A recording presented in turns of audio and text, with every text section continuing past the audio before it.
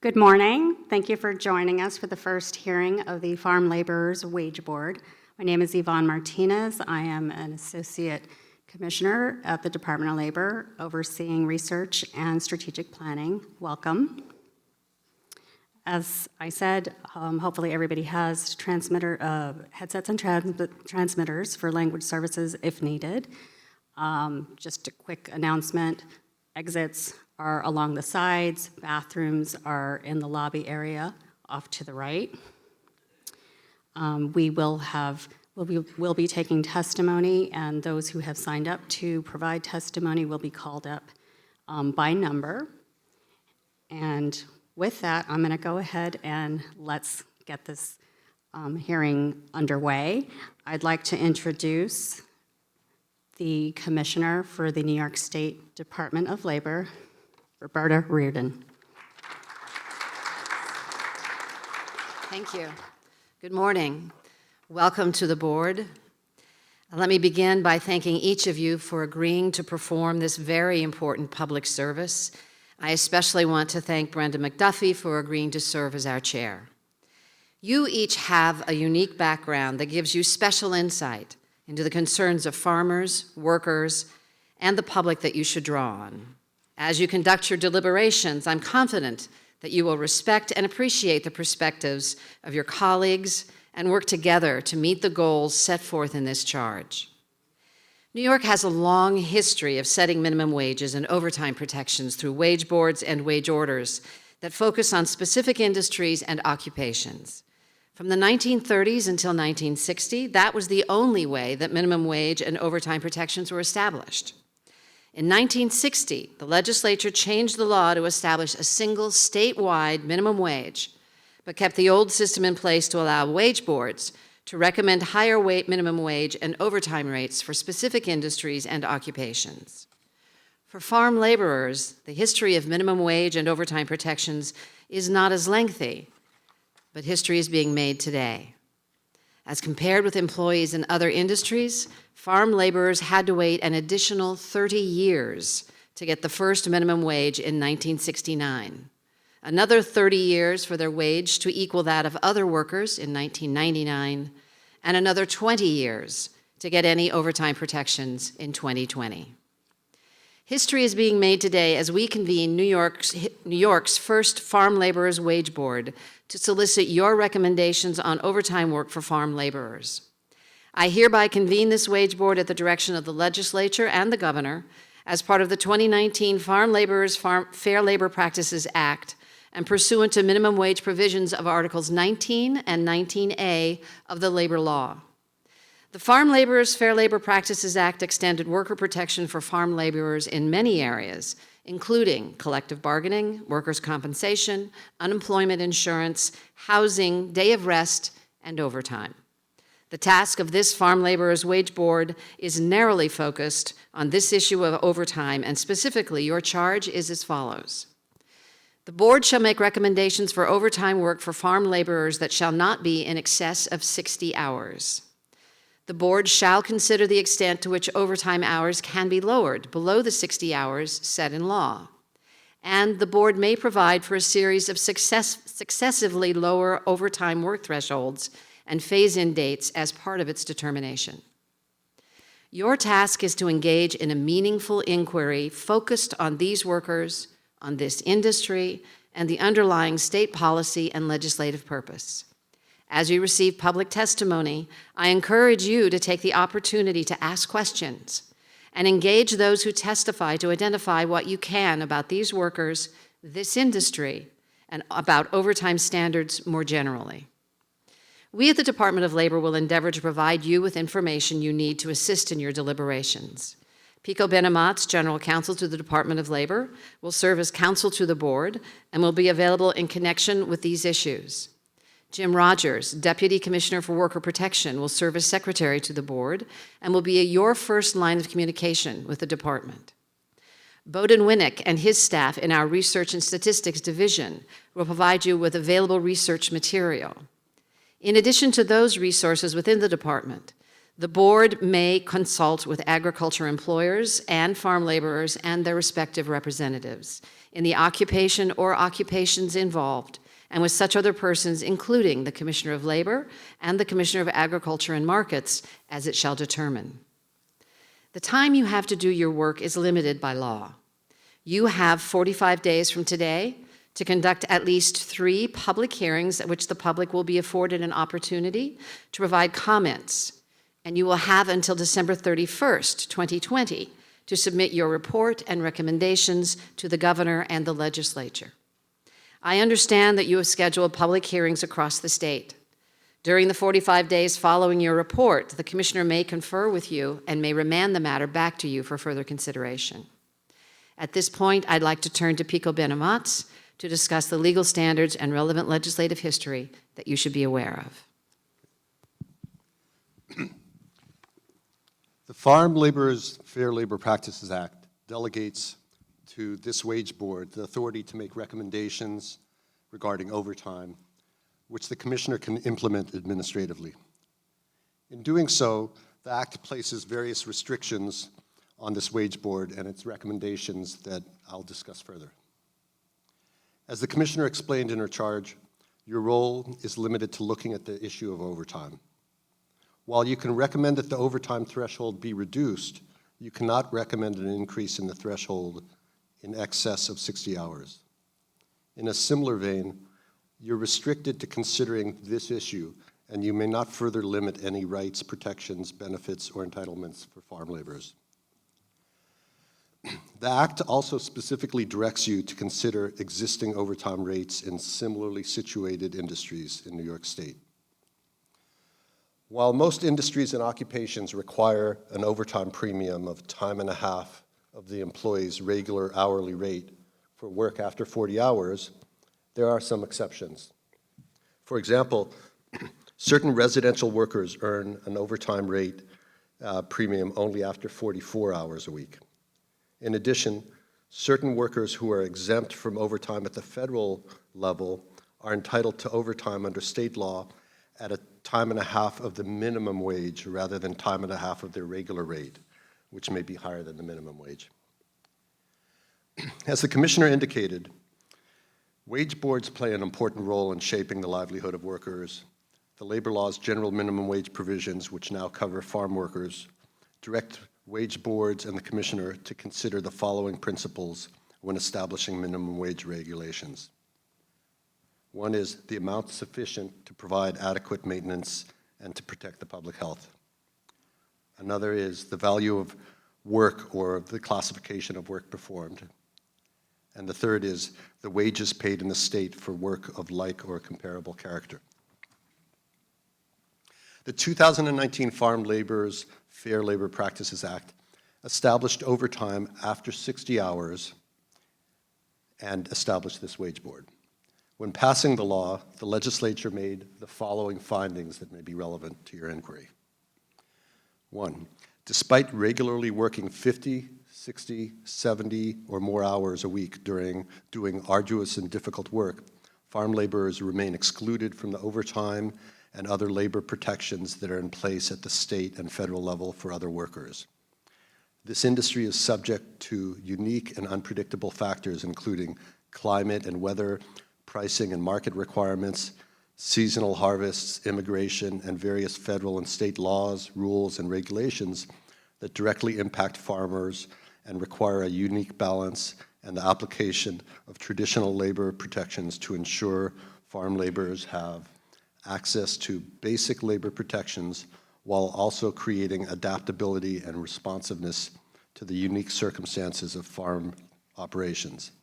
And then the third point is the labor standards included in this bill were intended solely for the purposes of transitioning into a modern structure of rights and benefits for farm laborers that achieve harmonious labor relations and stability of operations in the agricultural industry. And they're not intended to, for any other industry or sector of the economy. Your responsibility is to give serious and careful thought to this and to the comments you will hear and be guided by them in making your recommendations. Thank you. Good morning. And thank you, Pico. I'd like to also just share that with the commissioner that I'm honored to be named chair of the Farm Wage Board. I'd like to welcome the members of the public in attendance today. As the commissioner said, we're making history, and to all of those individuals who will be testifying before us. I'd like to introduce you to my fellow board members.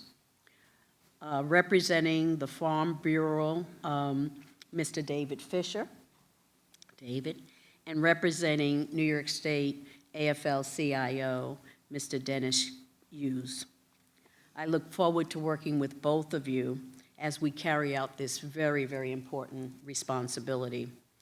Our charge is clear, and I believe much is to be gained by hearing from individuals from throughout New York State, their personal accounts and stories in the coming months as we move throughout the state.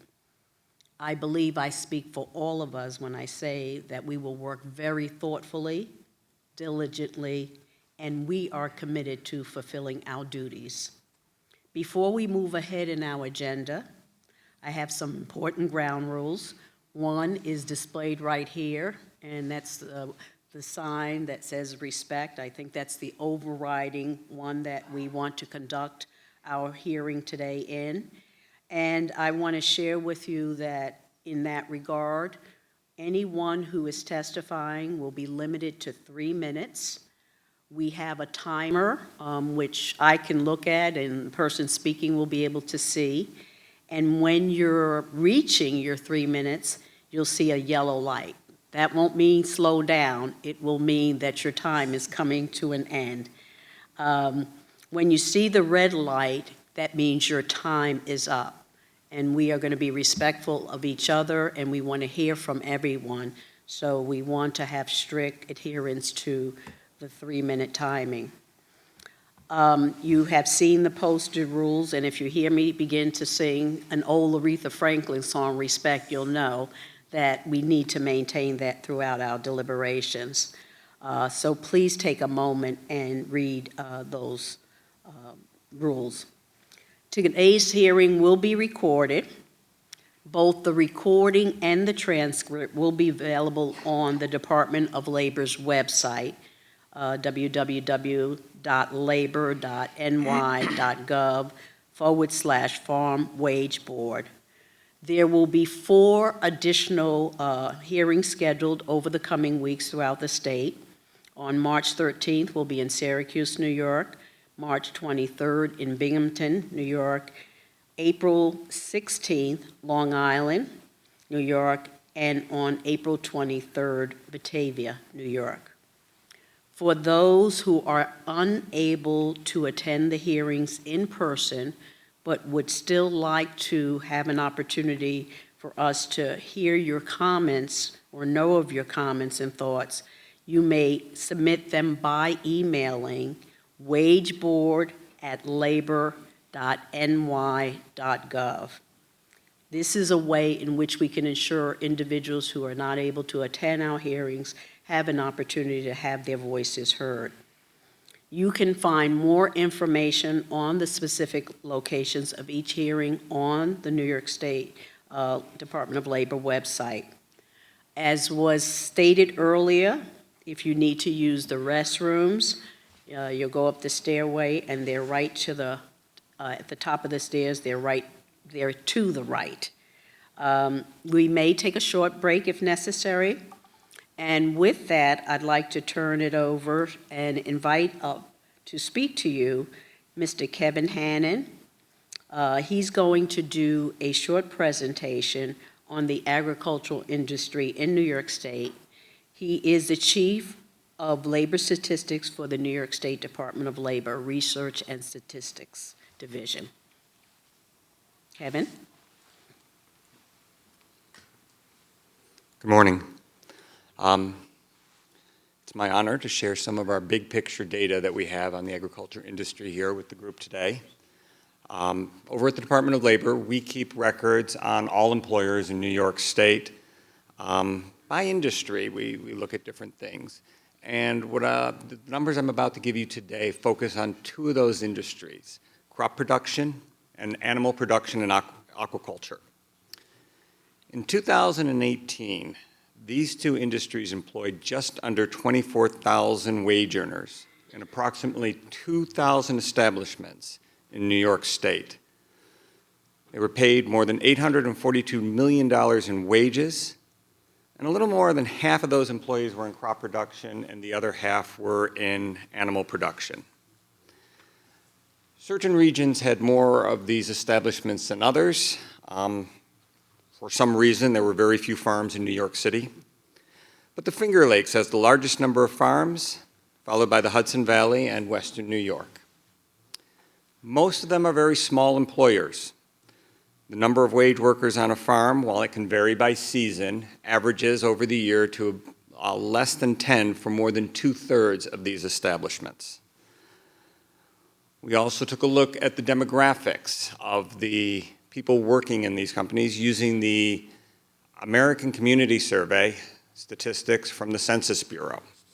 And we have some information here, which I think could be relevant. We found that agricultural workers tend to be slightly younger than workers in other industries.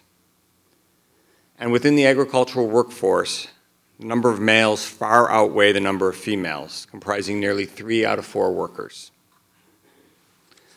We also found that when it comes to educational attainment, a much higher percentage of workers in the farm industries, in crop production or animal production, only have less than a high school diploma.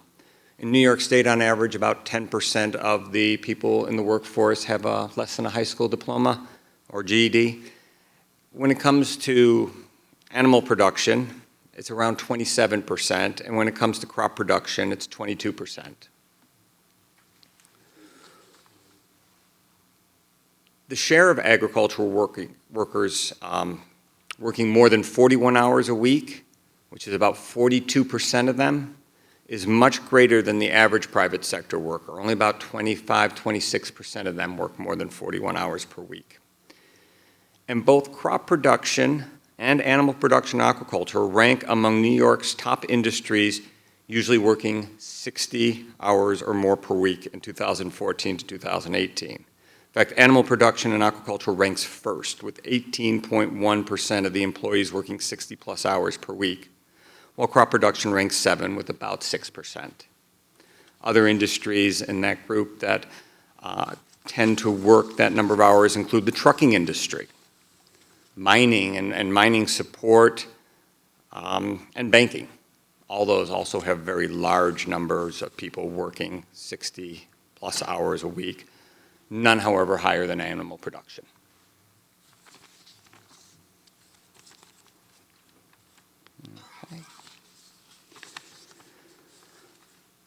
I hope you found this information useful. We look forward to working with the board in the next few months. Thank you, Kevin. And now we can proceed with our testimony.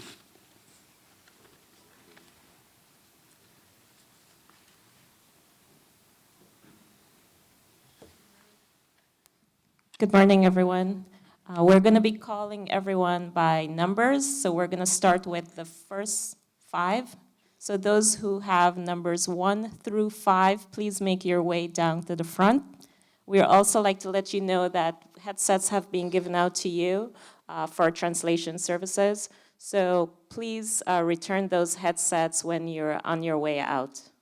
Will 1, 2, 3, 4, and 5 please make your way down?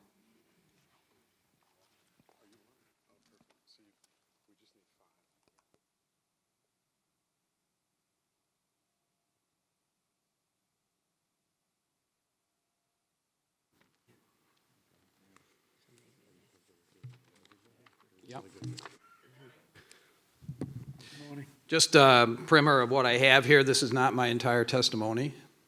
Thank you. But we did bring some materials for you to refer to during the proceedings in the weeks ahead, and I'd like to submit them to the record.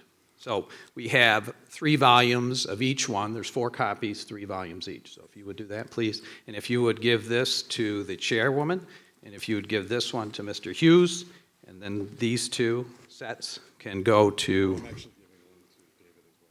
Sure. Yes. Yeah, he gets one too. Jim, do you want one? You the secretary. Thank you. Thanks, Rick. Of course.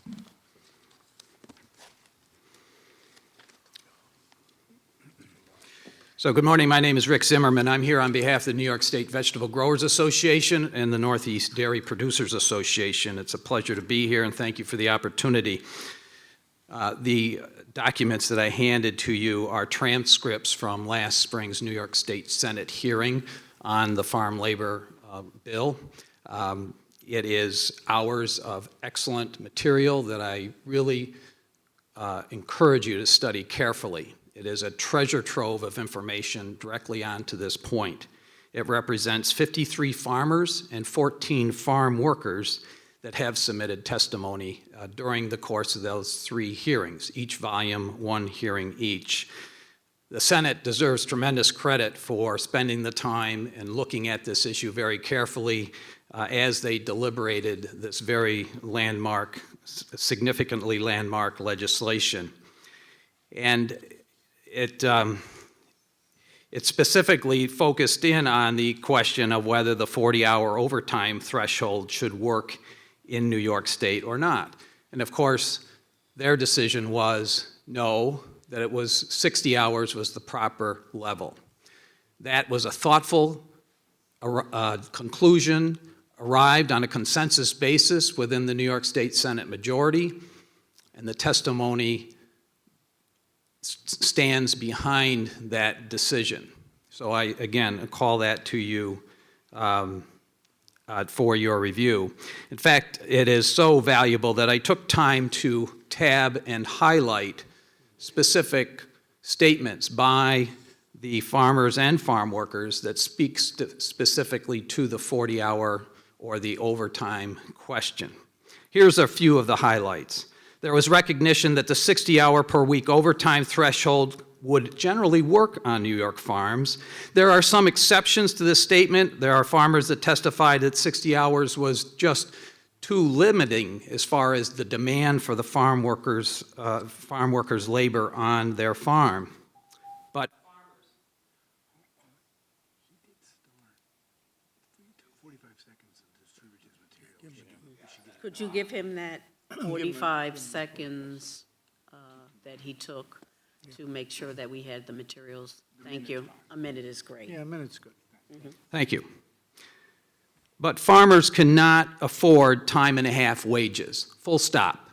That was very evident, very clear within this this record. The 40-hour threshold would be devastating. Much testimony about the economic realities on farms. Farmers will reduce hours per worker to stay under the threshold. Farmers that are involved in direct marketing in New York City would not be able to compete with Massachusetts, New Jersey, Pennsylvania, because they don't have to worry about the overtime in the other states. Farmers would lose income resulting from, farm workers would lose income resulting from imposing the overtime law into agriculture. Farm workers would be very dissatisfied and will seek employment in other states to get the hours they're looking for. Farm workers, particularly seasonal farm workers, want 60 to 75 hours.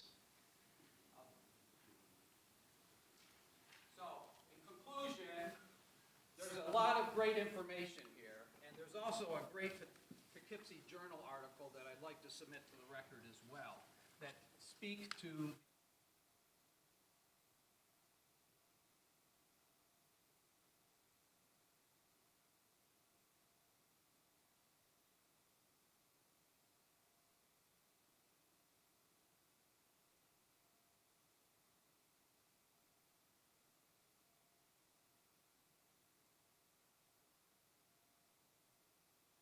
Mr. Zimmerman for the preparation and the information you provided.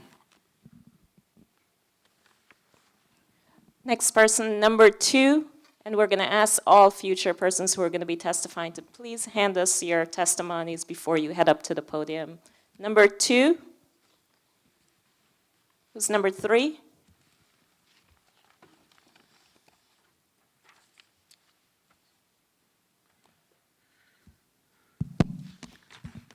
Before this testimony, in the spirit of transparency, I just have to say this, Sarah is my niece. She does not have anything to do with our farm, but she works for another enterprise. Morning. As David said, my name is Sarah Bull, but I do represent Giroux's Poultry Farm, Giroux's Orchard, and Giroux's Grain Farm in Shazy, New York. The farms are all located, like I said, in Shazy. It's a small little town about a half an hour south of the border to Canada. We employ about 500 people in peak seasons, peak harvest seasons. And that small town graduates about 25 to 30 kids out of the central school every year. I myself have a farming background, and I choose to work for the Giroux's because they are kind, compassionate, and heavily involved in that small local community.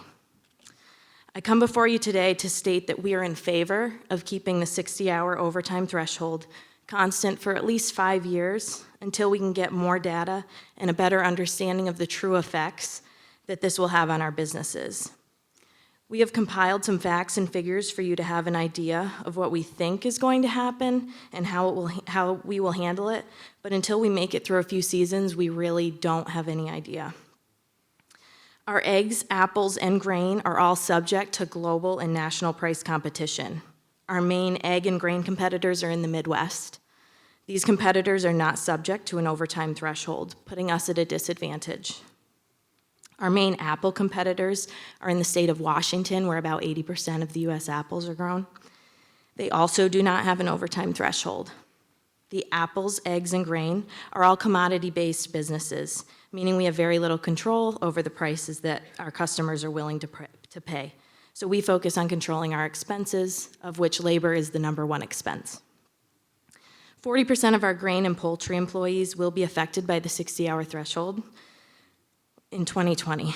We project that the affected employees will have a 10% pay increase this year as compared to 2019 if we keep the employees' hours the same, which we don't plan to do. Because of this 60-hour rule, a reduction in hours will have to be established to an economical level for us to remain in business. With the new threshold, annual raises are being discussed because the Giroux's like to give annual raises. But those are being discussed in more detail to account for that raise if employees do continue to work slightly over that 60 hours. If the overtime threshold drops to 55 or even 50 hours, we really aren't sure what we'll do.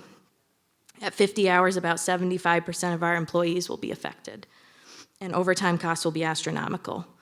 Poultry care is a 24/7 job, and some hard decisions will need to be made at that point about whether or not we remain in the state of New York. At the Orchard, we project that in 2020, our labor costs will increase about 8% in a harvest month. Very much. Thank you. I do have a question for you, and we may, to our audience, ask questions from time to time. Could you share with us the average number of hours your workers are working? You talked about a 24-hour operation, particularly. Do you mean the employees that are affected? I'm not sure if I can give you that number for certain. I can't give you that number for certain, I'm sorry. Do you have any idea over the 60 hours, how many hours your average employee is working? No, I do not. Thank you Like I very said, much. we're gonna reduce those numbers anyway. It doesn't, at this point, it's not relevant. Thank you. Thank you. Number 4. It is relevant. Yeah, like average.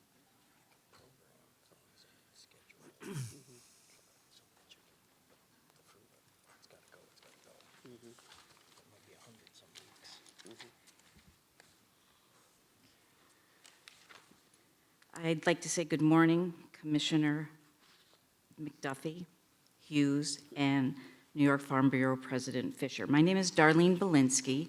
I live in Columbia County, New York. my husband and I have a thoroughbred breeding farm, commercial thoroughbred breeding farm. We have approximately 200 horses on our farm at this time. We've been doing this for, my husband, close to 40 years, myself, 25. We've had the same, well, let me take it back. When we first started, we had employees work for us, local people, and one Saturday morning, I went outside to go to my office to work, and none of our employees were there.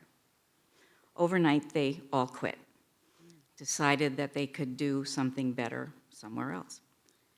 Within 36 hours, I had a new crew from Guatemala that came in and worked, and they've been with us for 25 years now. During that time, we have had generations of them now, their children.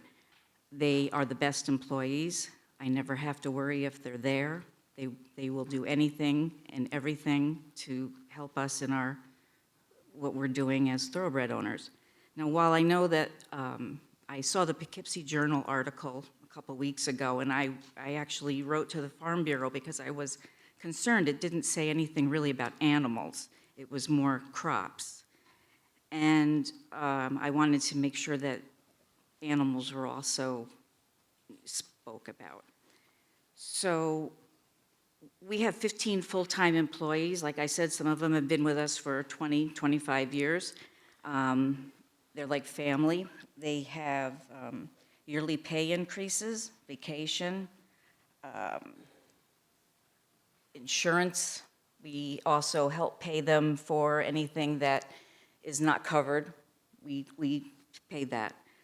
When this 60-hour overtime came about, we were really at a loss to think what we were going to do because these individuals like to work 70, 75 hours a week. You really can't stop them. They want to be there. They want to work. So on January 1st, December 31st, 2019, we elected to get a new time clocks and everything so we could keep things in order. And as recently as 3 weeks ago, we've had 5 individuals come to us and say they're going to move on elsewhere. They do not want to work 60 hours, less than 60 hours.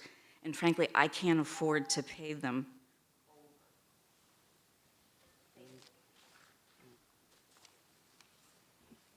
Thank you.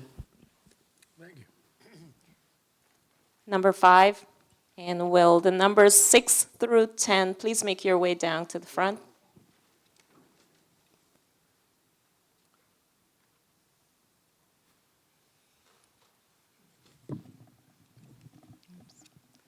Good morning.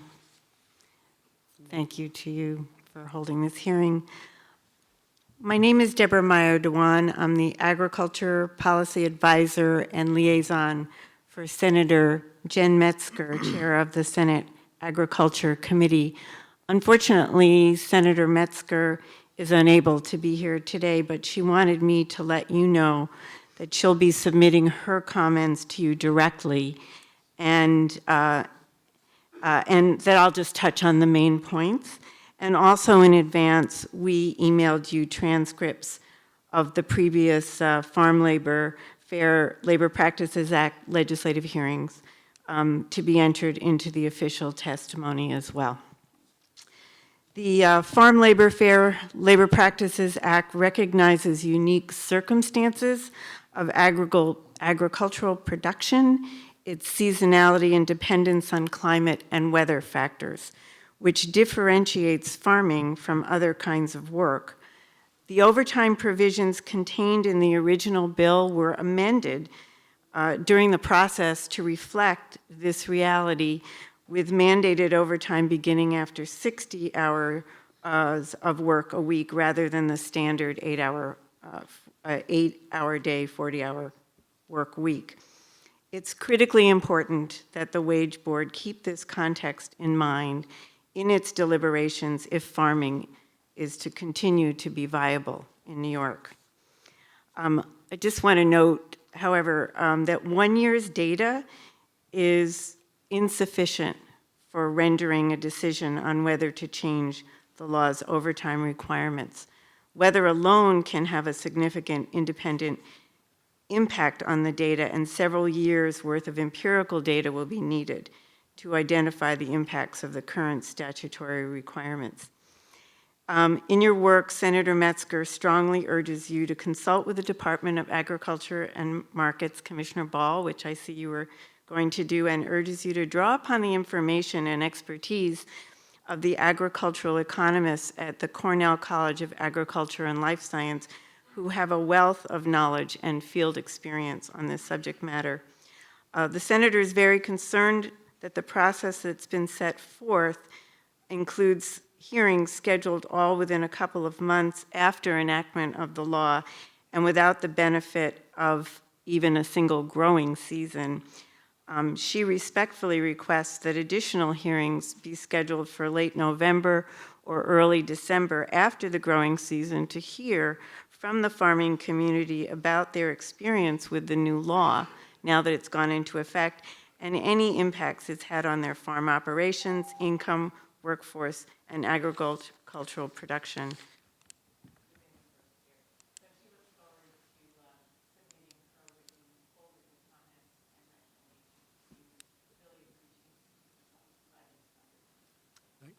Thank you, and we look forward to receiving hers. Thank you. Number 7. Oh, I'm sorry, number 6.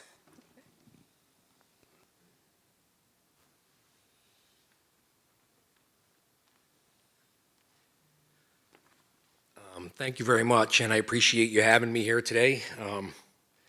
My name is Ray Dykeman, and I'm basically with Dykeman & Sons Incorporated in Fultonville, New York. I'm here with my brother today. We've been doing this since 1979 together.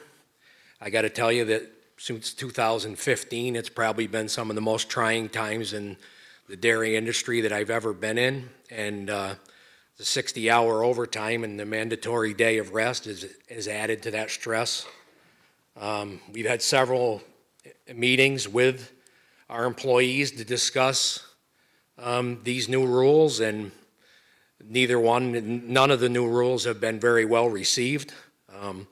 1/3 of our crew has over 15 years experience with us. Our average employee has been with us over 10 years. I don't know if you've ever been with 50 or 60-year-olds that's been working on a farm your whole life, but change is not a very welcome thing. And we've got people working for us that are doing 70, 80 hours a week, and trying to discuss knocking this down has not been very easy for us. We're very proud of the 30 employees that we have, their longevity with us.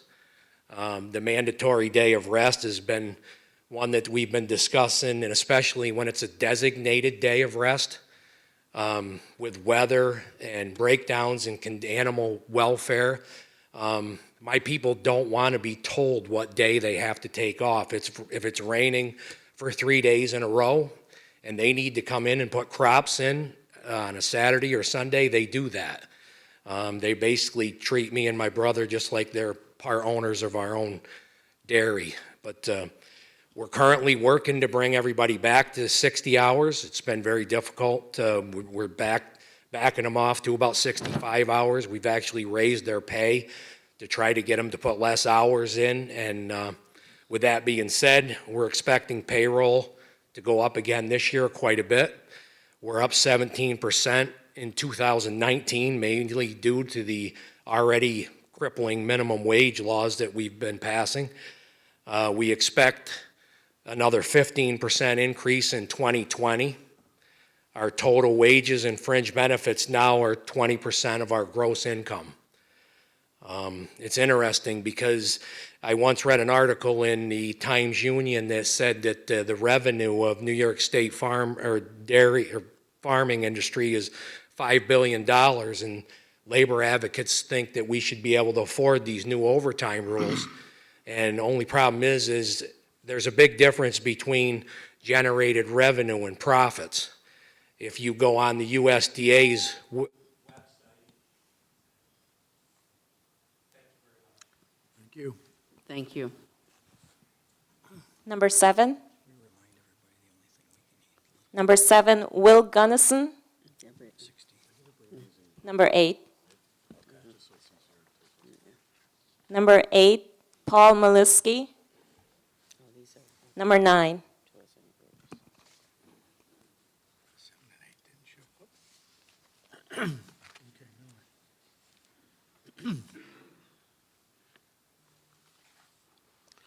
Thank you, members of the board, for having this and letting us speak, and the chairperson as well.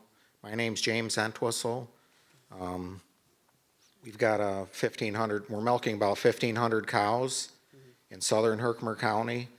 My parents started the farm back in 1952 with about 40 cows, raised 10 children. Never had any other income. You know, it's been, and I'm the youngest of 10 children. There's 4 of us that own the farm now, and there's 6 of the next generation here with us at the farm.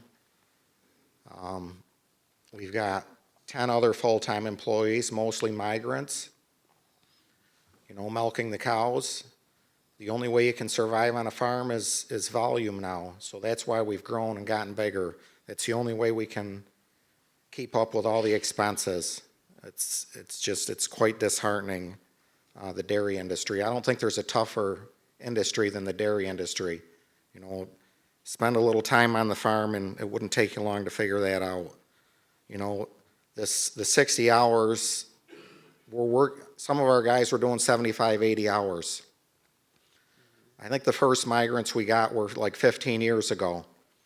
And we've only increased cow numbers to try to keep up with all the expenses.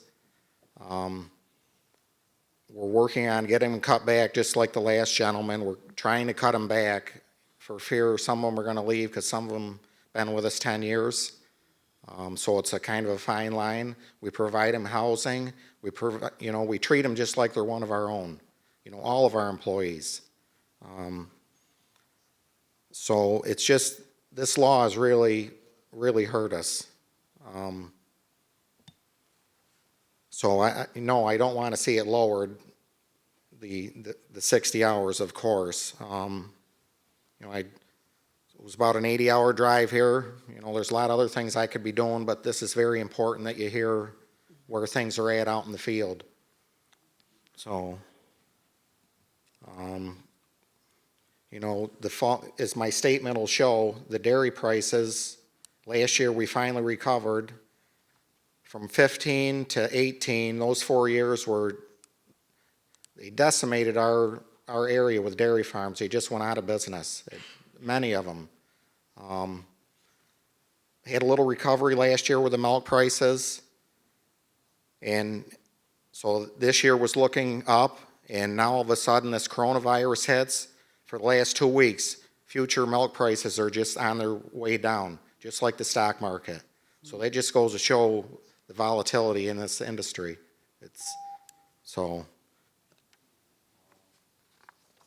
Thank you. Thank you. Number 10. And will numbers 11 through 15 please make your way down?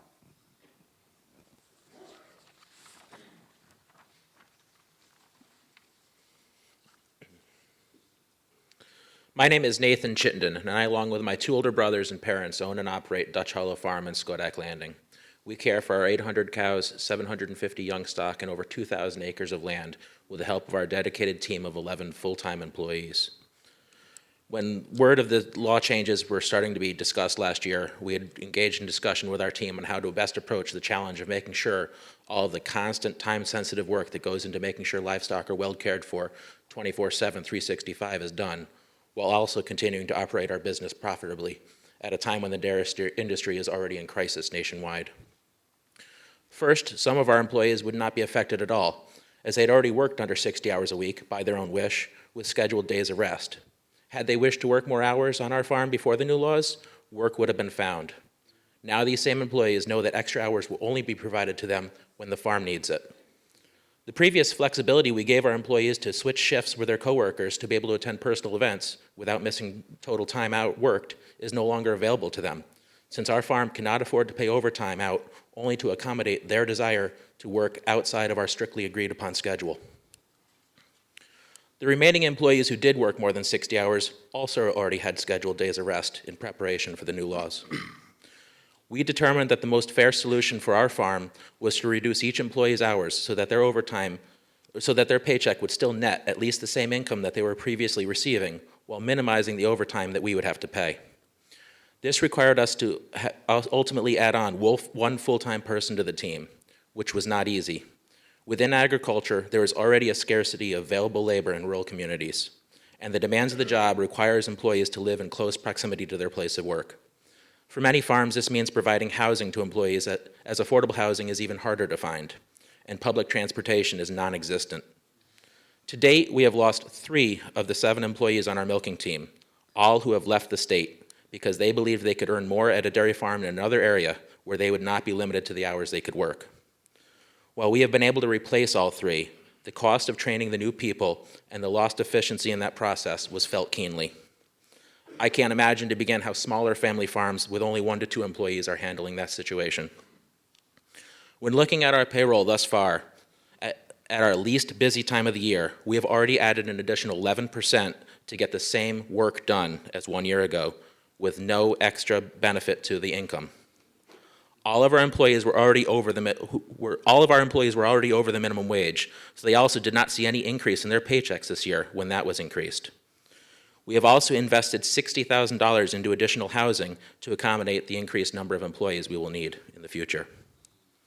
I fear for the future of New York State agriculture, the largest rural economic engine in our state and the source of fresh, safe, affordable local food to our metropolitan areas.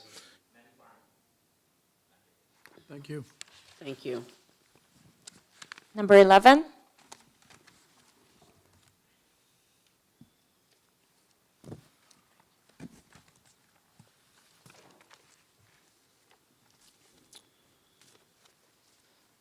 Hi, I'm Brian Reeves. I'm president of the New York State Vegetable Growers Association, and I wanted to share with you a few facts today.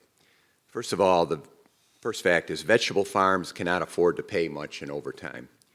Many vegetable farms in New York employ legal guest workers on an H-2A visa. The minimum wage for the H-2A visa program in New York this year is $14.29 per hour. That's up $1.04 per hour, 7.9% from last year. The minimum wage for all workers in upstate New York is $11.80 per hour. That's up 70 cents this year, and that's 6.3% increase. These increases occurred while the CPI rose less than 1.5% last year. Through technology, our farm workers are very connected these days via cell phones, email, social media, etc., so they are well aware of the pay rate options available to them. Even if they are domestic workers not on a visa, they know that the visa pay rate, and they want to be as close to that level as possible. So we have many farm workers in the state making between $13 to $15 an hour as a minimum base pay. Most of these workers also receive housing, transportation, and utilities for free, putting them at a living wage in the state. Paying overtime quickly moves into the $20+ range, and vegetable growers in New York State cannot afford very many hours at $20+ an hour and compete with other states and other nations.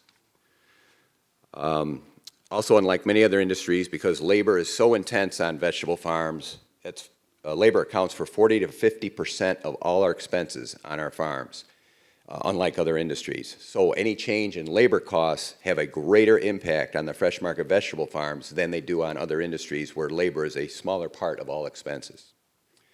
A second fact, our workers want to work more than 40 hours a week.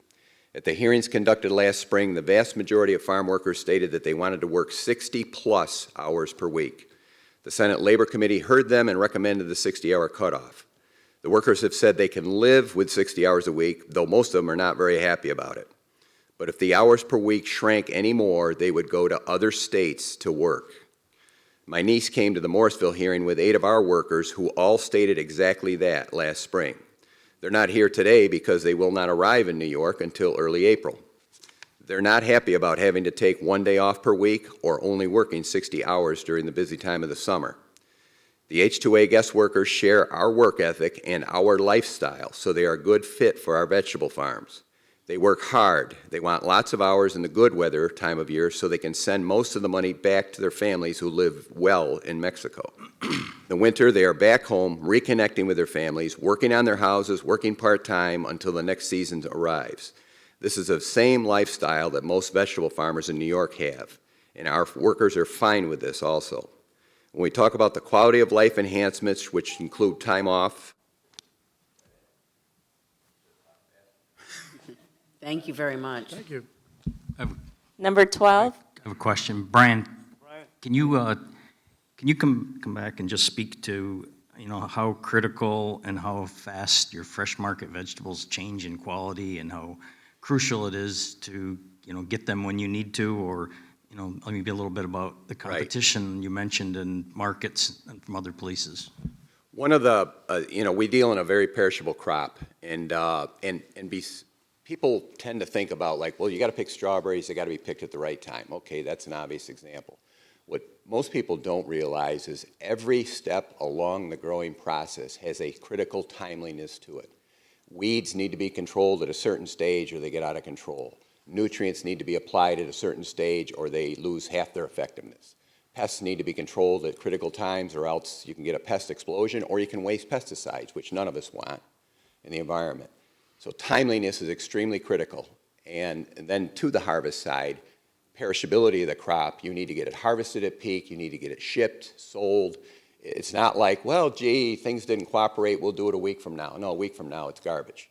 So we are very time sensitive, very critical to weather. Later on in my talk, you'll read it, I compare to the construction industry. And I use the example that like there are days where it's only 10 degrees out and a construction site would say we can't pour cement today, it's too cold. We'll hang sheetrock instead. Okay, but the sheetrock and the cement have no perishability. Doesn't matter if it happens today or next week or whatever. But we can't say that about our strawberries, about our weed control, about our peppers and so forth. It really hems us in. So that timing thing and that mercy of weather and Mother Nature is extremely important in our industry. And I know of no other industry which is so dependent on those elements. Thank you. Answer your question? Thank you. Number 12.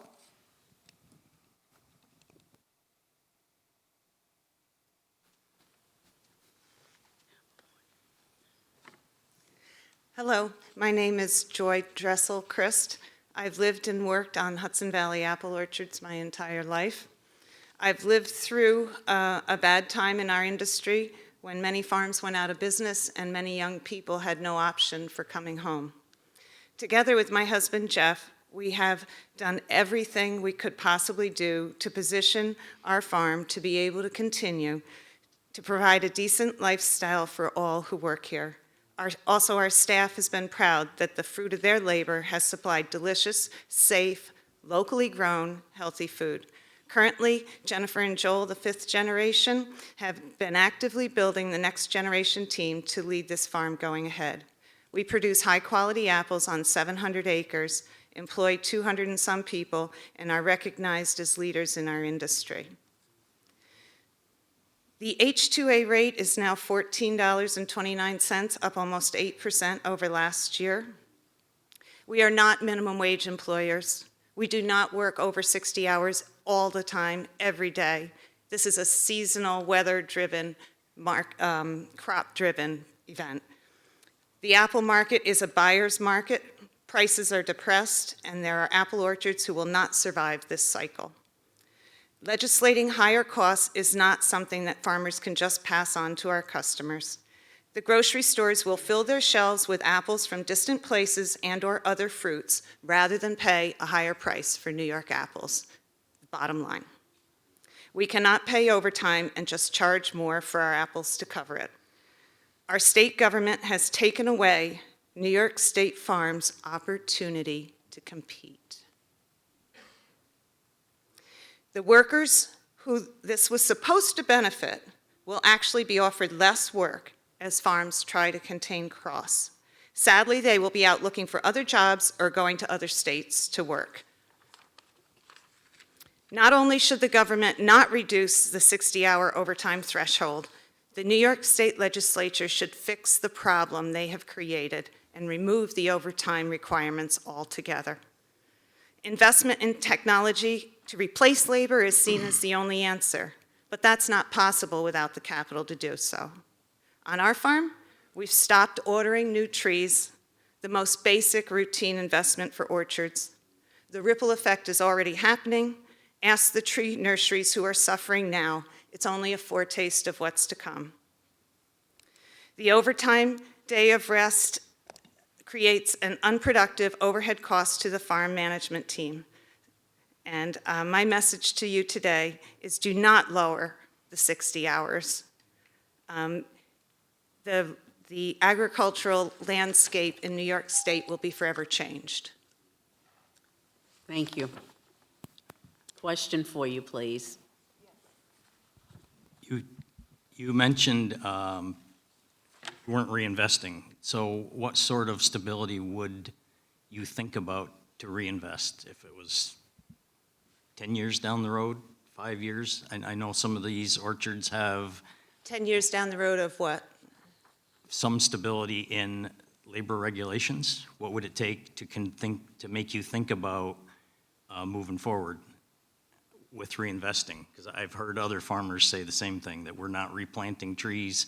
It's a long-term, it takes a few years to get them into production, and it's a lot of money, and then if you don't know you can make money, Yeah, if we were a row crop and we could switch to soybeans and mechanically harvest it this year, we could do that. We can't do that. Our sites are fruit-growing sites. They're hilly sites. That's not something we can do overnight. We will be trying to bring in more workers. We'll be limited by the housing we have. We are not going to build more housing. We have young people who could make a career elsewhere. Why, when at the stroke of a pen, our own legislature, who we've tried, we had Senator Ramos, we've had people come out to the farm, we've tried to explain how unique agriculture is. And I just have to reiterate, you really need to hear from the farm workers, and asking them to come up here to Albany and testify, please. I've spoken to Mary Jo Dudley about trying to get you some authentic data from farm workers. This is not something they were asking for. And I can't give you an answer about how many years. What I will tell you is it's going to be a generational thing. And hopefully not a mid-generational thing. But certainly, the last time there was a real crisis, you look around the apple industry and you will not see a lot of mid-age people between my children's generation and my generation. They're just not there. They didn't come home. And the number of farms out there is decreasing so rapidly. When you had a lot of farms, okay, so you lost a few. That's just what happens.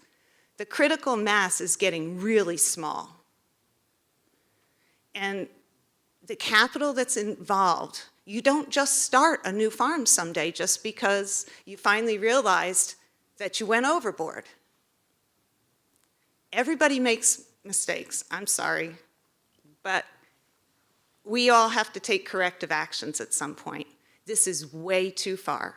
And the day of rest overtime thing is really something that the legislature needs to look at. And until that happens, it's a day-to-day thing for us. We'll do our best. I'm not sure. Who would you ask? I mean, why would you ask your children to come home and take on that kind of management responsibility? You have to pay a mortgage, you have to meet payroll costs, and you have to try, I'm sorry. It's just a really emotional thing. We've done everything we could possibly do to pass on a vibrant organization. And it's our own state government that is making us unable to compete, and will ultimately do in many farms, is my belief. Thank you very much. Number 13.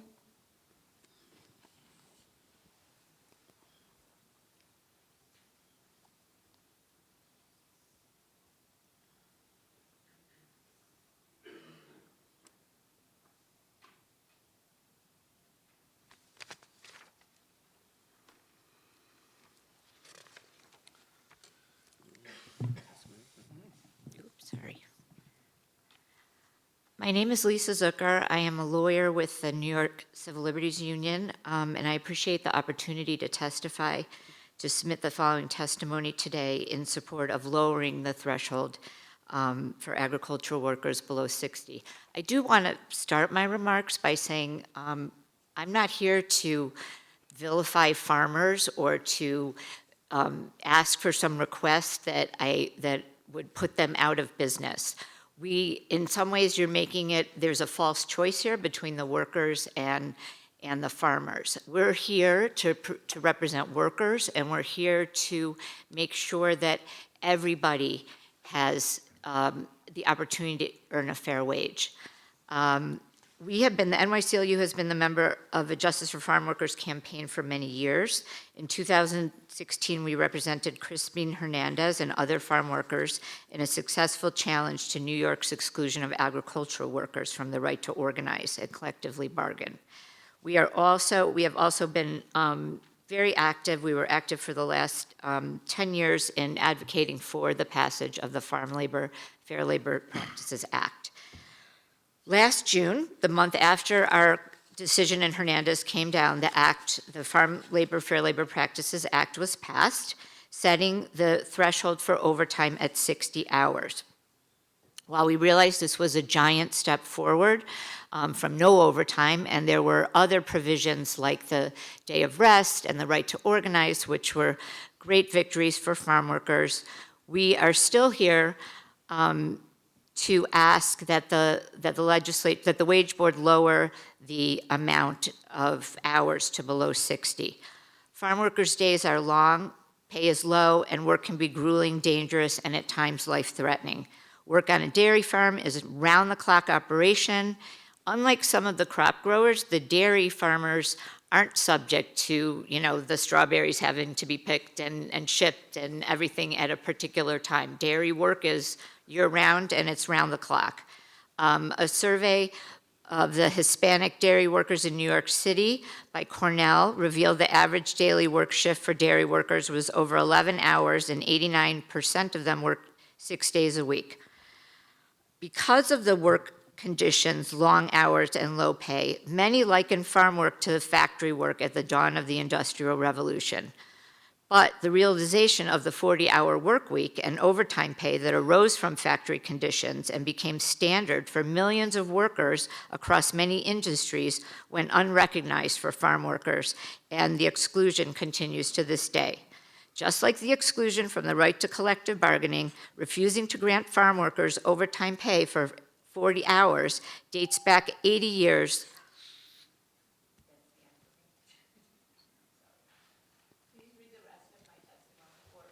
Do we have it? I don't see it. Staff has it. We do have it. What was the date on your Cornell research that you cited, or is that in your testimony? We don't have it. Oh, that's in my testimony.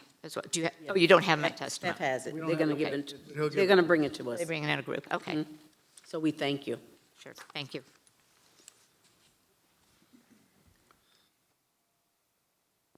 Number 14.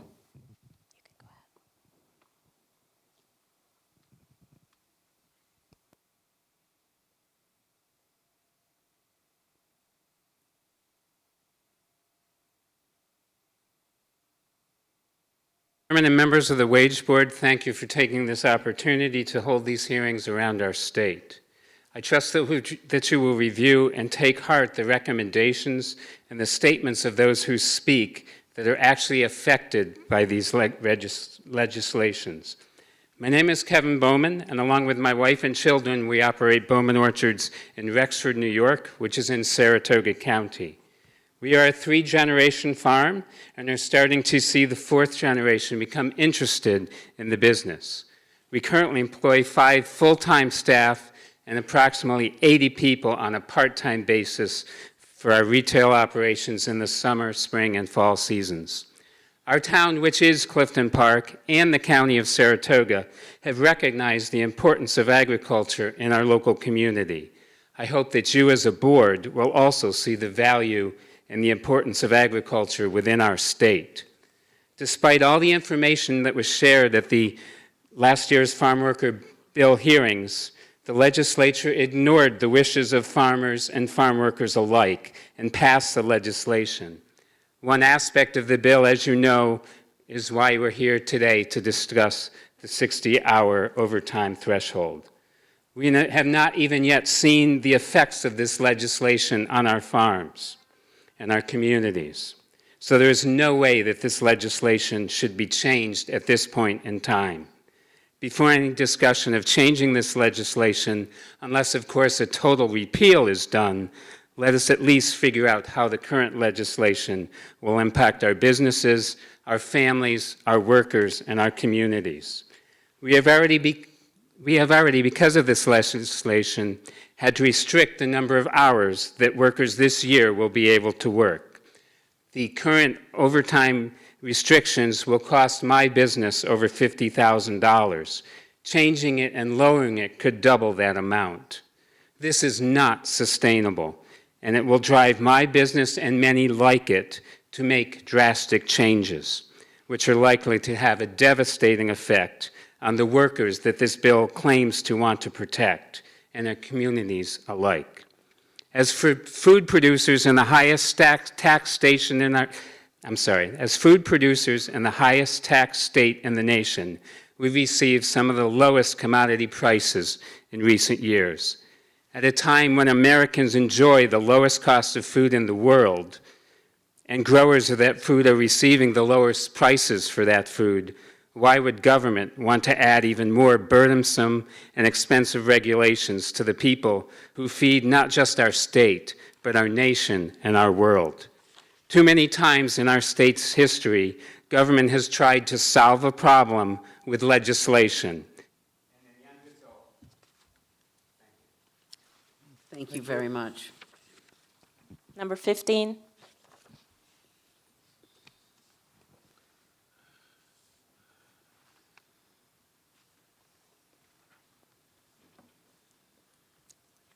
First, I want to say thank you, and I apologize. I will be submitting my written testimony probably over the weekend. I only found out about this hearing last night. I want to start by saying who I am and talk a little about the organization I represent. I am not from a farm family. My mom was an educator, and my father worked for the Office of General Services. Mid-high school, my intent was to become an aerospace engineer. I started working at the local apple orchard. I got my start slinging donuts and working in the pick room. 2 weeks into that job, I made a life choice that forever changed where I am today. I made a choice to become a farmer. The organization I represent is 100% led by first-generation farmers. I am one of 6 year-round employees. Of those 6 employees, we are 50% under 35, of which I'm the oldest at 32. Of those 6 employees, 3 of them are female. Of those 6 employees, 1 of them is a Guatemalan with a green card. We are diverse, we are energetic, and we love what we do. This is not an issue about value or respect for our employees. This is an issue about the capability of us to do what you're asking.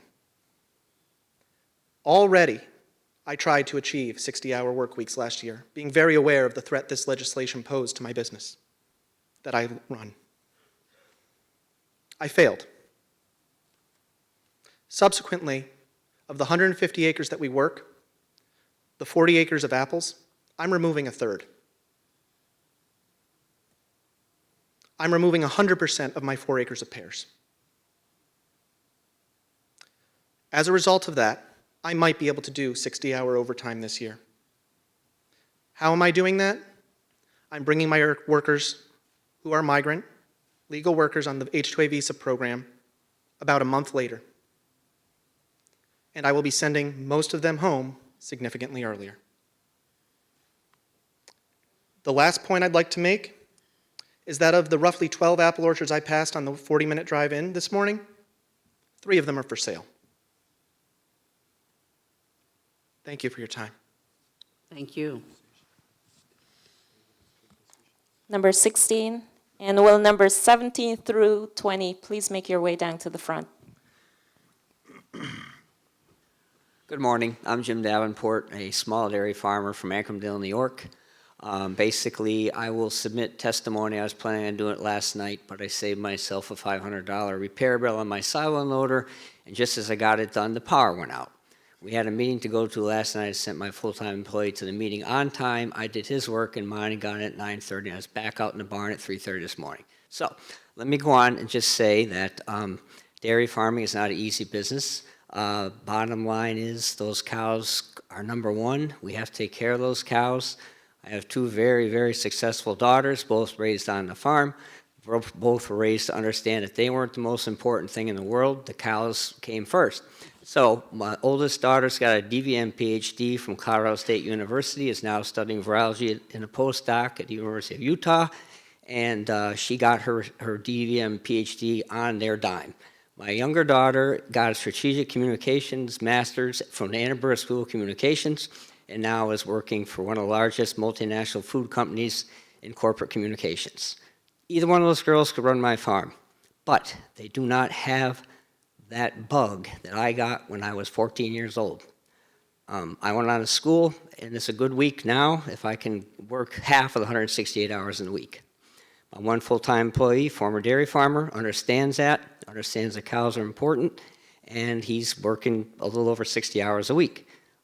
Basically, this is not a business that you can drop stuff, and you can't, when you're a small farmer, you can't hire extra people to make up the difference. So, basically we work hard, but we love what we're doing. We're providing food. I wake up in the morning, and I never have insomnia. The only thing that screws me up is the alarm clock going off. But anyway, we try like heck to provide top quality food for this country, and it's just, we don't need artificial impingements on it. And I would beg you to please take some time, let this thing go through and see how it works, and not jump right into changing anything. It's already an awful big pill to swallow. I also would say something along the lines of family members and overtime. My daughters obviously are doing something they love. They're doing great because they have that work initiative that came from the farm. But I've got a niece going to college right now for animal science. If she's going to come on the farm, she's going to have to be like me, and sweat equity is how she's going to get into it. It's not going to happen with me paying her overtime. She has to understand that it's a lot more than a 40-hour work week. So anyway, with that, I thank you, and I just beg that you please take some time and really look this over. You've heard everybody else's testimony that's in the business that are trying to survive, and even us small farmers, it's really tough to do. And I said 9 seconds left. Mr. Hughes, thank you for being on the board, the Fed Board of Governors for New York State. Only government organization that I believe in totally is. Well, thank you very much. I appreciate it. And I respect your work as a dairy farmer as well. Thank you. Have a good day. Next up, number 17.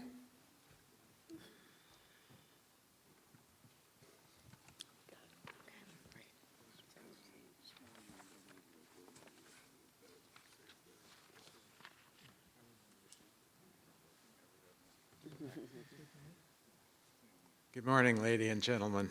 I'm Pete Tenike, and I'm an apple grower. I've been raising apples here in the Albany County, Indian Ladder Farms. We're over 100 years now, and I have a son and daughter who are trying to take over. I'm not old enough to retire. I'm only 81. But we're going to try and deal with this situation the best we can.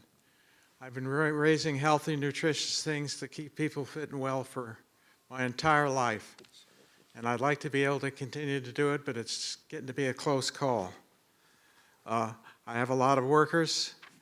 They're working about 75 hours a week, and they're taking home about $1,000 a pay. And they define themselves by their work. It's a different thing when you've got a crop to pick. These people define themselves by their work, and they want to work, and they are very much against not being able to have to sit around and wait for a chance to work. So it's a different culture. And so I just wanted to say that three things here. please give us some time to absorb this change, to make some changes. Look for labor-saving equipment or find some way we're the lowest on the totem pole. We're price takers, not price makers. And so there's got to be some space in here so the rest of society can help keep farms going and participate in the increases in prices that are necessary to get the labor increase in prices. Now, I'm sorry, I didn't meet you at the end of the table, but you were saying that you're not allowed to talk about anything except these exact things. But I'm saying that let's give ourselves some time. Let's be smart enough to look at the whole picture of farming in New York State. Do we want to have that happen? And how can we work it out together? It's certainly my responsibility to find a way to pay people what they deserve and to have us take in more money than we spend. But it's a really complicated issue. And finally, we've got to, as New Yorkers, we've got to stop sliding down the slippery slope of feeding ourselves by waving money in the air and hoping somebody brings us something to eat. Let's be about the business collectively of doing some farming in the fabric of our own communities and stop taking it one issue at a time. Thank you very much. Thank you. Thank you. Number 18.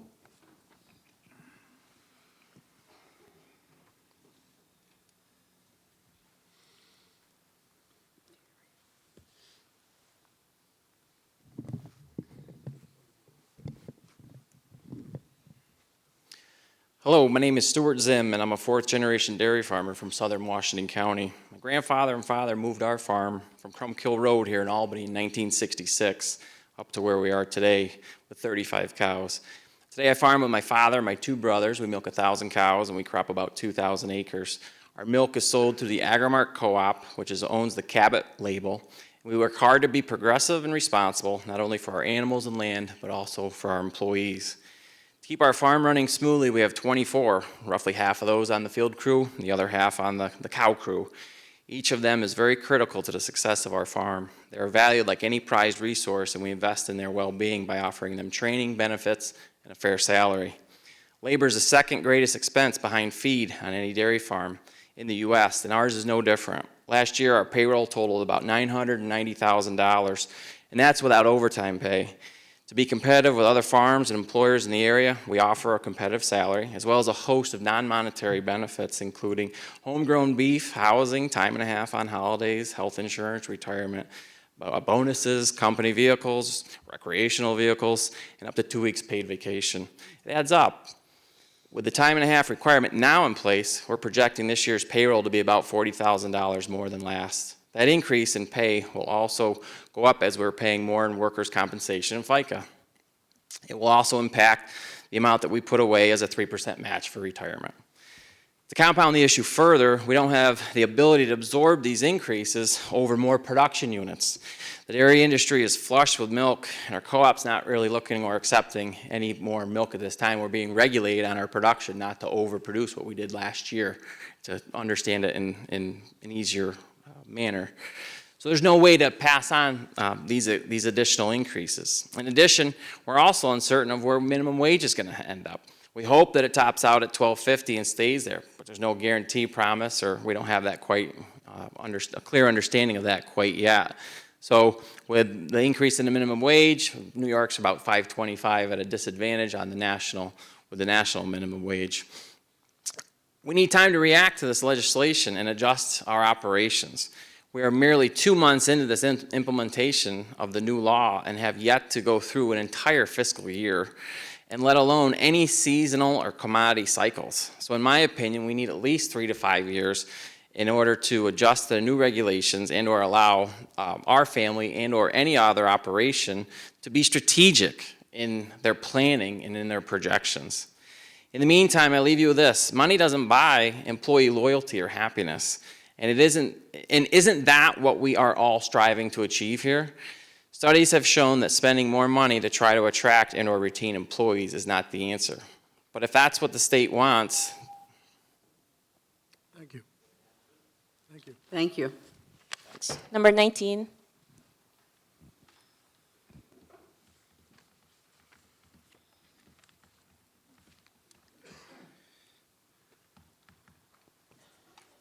Good afternoon, Madam Chairwoman, members of the board. My name is Bill Peck. I'm a sixth-generation dairy farmer with my brother Neil Peck from Schuylerville, New York, Saratoga County.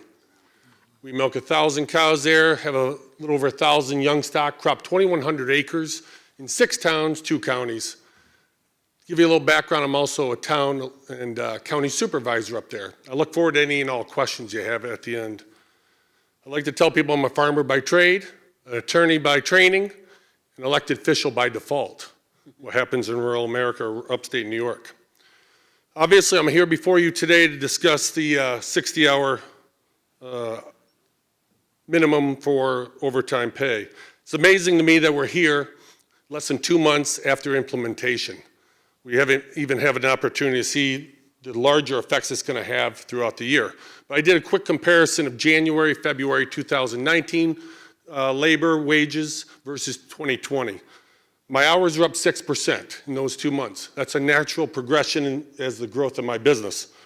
Gross wages are up 18%. Hourly wage is up 11.28%. Now that's only going to increase as we get into spring work and cropping season. Then it'll start to explode. Every dollar we spend, add another 7.65% for Medicare, Social Security. Employees are the lifeblood of our business. We got 18 employees. 17 of them are housed by us. We provide many of the same benefits that my previous speaker had because we want happy employees. Everyone knows the employee market's very tight, unemployment's quite low. They work hard, they're tough to find, and they're costly to replace, so we want happy employees. In the month of January, overtime, since we're directly on that, costs me about $1,200 a week. February, I think my employees are quickly figuring it out, are up to $1,250 a week. That equates to $65,000 during the year. As soon as we hit the cropping season, it's going to explode. Now, my dairy side of my business, I've limited my guys to 72 hours. The cropping side has asked me if I'm going to do the same there. You can't do that. When it's time to harvest or plant, you have to go at it and you have to do it. So we're going to try and absorb those. So we'll have over $100,000 in expense. What does that equate to? Quite often as the farmer supervisor, when the newspaper's doing articles, they call me for quotes. But the best quote I've seen was several years ago from a fellow dairy farmer in Saratoga County, Chris Colville, when he was asked when the milk price was high what he was going to do with the extra money.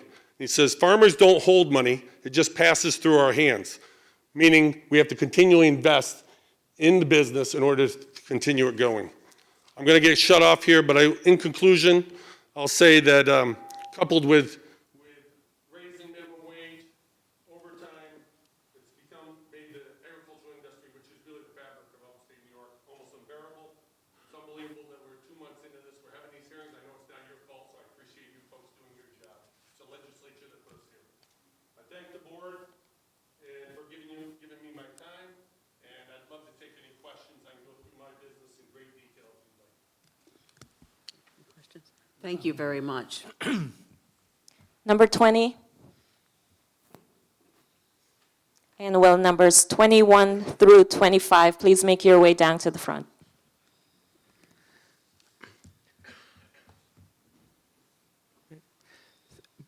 Board members, thank you for the opportunity to testify today. My name is Paul Son. I'm with the National Employment Law Project. We're a national research and policy organization focused on workforce policies based in New York. We work at the federal, state, and local level and have testified at many of the past wage boards that the department has had.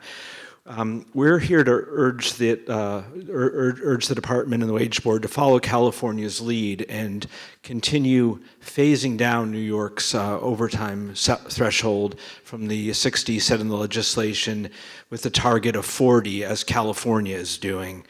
I have detailed written testimony, but I think that one of the key points that I think has been missing from this conversation, and I mean, there's no question farmers are struggling in New York. New York's been losing family farms for a long time. It's a really tough way to make a living. But there's sort of a subtext that this is an untested experiment. In fact, we do have evidence from other states that have had agricultural overtime standards for many years. At a bare minimum, the 60-hour level, California and Maryland have had those standards for decades, but there are states that have had for a considerable period of time lower ag overtime standards. Minnesota has a 48-hour threshold. Hawaii has a hybrid 40 to 48 threshold combination. And these have been in place for many years in the industry, which it's not easy farming in any state in America, and they've adapted and are operating under those standards. But there really is now a moment where there's a new push to bring the ag overtime standards in line with those for most other laborers. California in 2016 approved a long, slow phase into a 40-hour standard. It went to 55 last year, 50 as of this January, and will phase in for large farms over the next 2 years down to 40. Small farms will have more years. It's also possible that Washington State, that was noted as a Apple competitor for New York, there's a case before the Washington State Supreme Court they should rule this spring that may strike down the ag overtime exemption as discriminatory. So it's entirely possible, probably while you're still considering, that the ag overtime may come to Washington State. And there's actually a new federal push that in the U.S. Senate by Senator Kamala Harris for gradually phasing in 40-hour overtime. Other industries have operated under it for many years. And one thing that's really also, we cite research in our testimony, there is a very real human cost to operating at long hours like 60 hours. The OSHA research shows that the injury and worker death rate incidence increases with overwork and long hours like that. So that which is the reason that a lower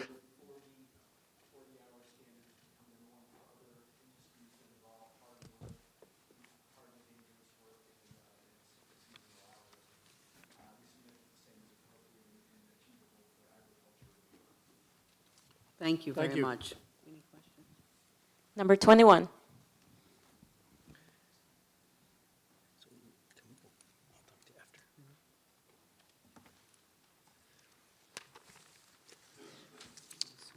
Yes, let's see, good afternoon. My name is Rod Dressel. If that Dressel name sounds familiar, it's because my sister spoke to you slightly earlier. She and her husband operate a wonderful apple farm, one of the top farms in this state, without a doubt. My father and I continue to operate the home farm, a 300-acre fresh fruit farm in New Paltz. My wife, son, daughter, and daughter-in-law all currently work full-time and a half, along with 30 other year-round employees who do not work time and a half. We also hire an additional 30 people during the 10 weeks of the fall harvest season. All but 5 of these year-round employees and their families live on our farm, and they pay no rent. Labor accounts for over 60% of the expenses on our farm. When registering for this hearing, I was required to provide my position, keep it at the current 60, reduce it, or other. I selected other. My position is to eliminate it altogether. I do, however, understand that the enabling legislation only allows you to decide if it should remain at 60 or less, so I'm forced to advocate for it to remain at 60. The major crop on our farm is fresh-eating apples, most of which are grown, picked, stored, packed, and then shipped to grocery stores, primarily in the Northeast. These stores dictate, as you've heard before, the price to us that they are willing to pay for our apples. If we don't accept their price, they will buy from someone else or fill their shelves with halos and clementines or grapes from Chile. I'm a price taker. I have absolutely no ability to raise the price of a given product. I cannot go to the grocery store and say, oh, my cost went up this year, so you need to pay me $1 more per box. That just does not happen. Because of all the increases, I know we're talking about the 60 hours, but you can't look at that in a vacuum. Over the last years and the continuing increase in minimum wage and now the overtime, the day of rest, and then it's been spoken to, the workers' comp, Social Security, unemployment, all the other taxes that go along with that, and our housing costs. Many of our traditional apple varieties like McIntosh, Red Delicious, Empires, you may have heard of them, now cost too much to produce, more than what we can sell them for. Therefore, my only option is to remove nearly half of my apple trees on our farm. That makes, and then remember, it takes years to replant, as you heard before. So if I remove half my apple trees, I'm going to lose half my income. So guess what has to happen to the balance sheet? Half our expenses have to go. And remember, labor is 60% of our expenses. Now, speaking of labor, let's talk about the effect on the people I work with every day.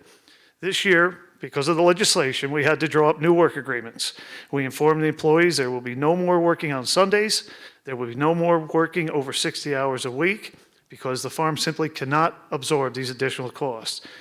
We have also always provided free housing and utilities to all of our employees, and they were paid above minimum wage. But because of this increasing minimum wage that we've suffered over the last years, we're required to pay something on it. Don't put these dedicated, hardworking families out of a job and a house. Thank you. Thank you. Number 22.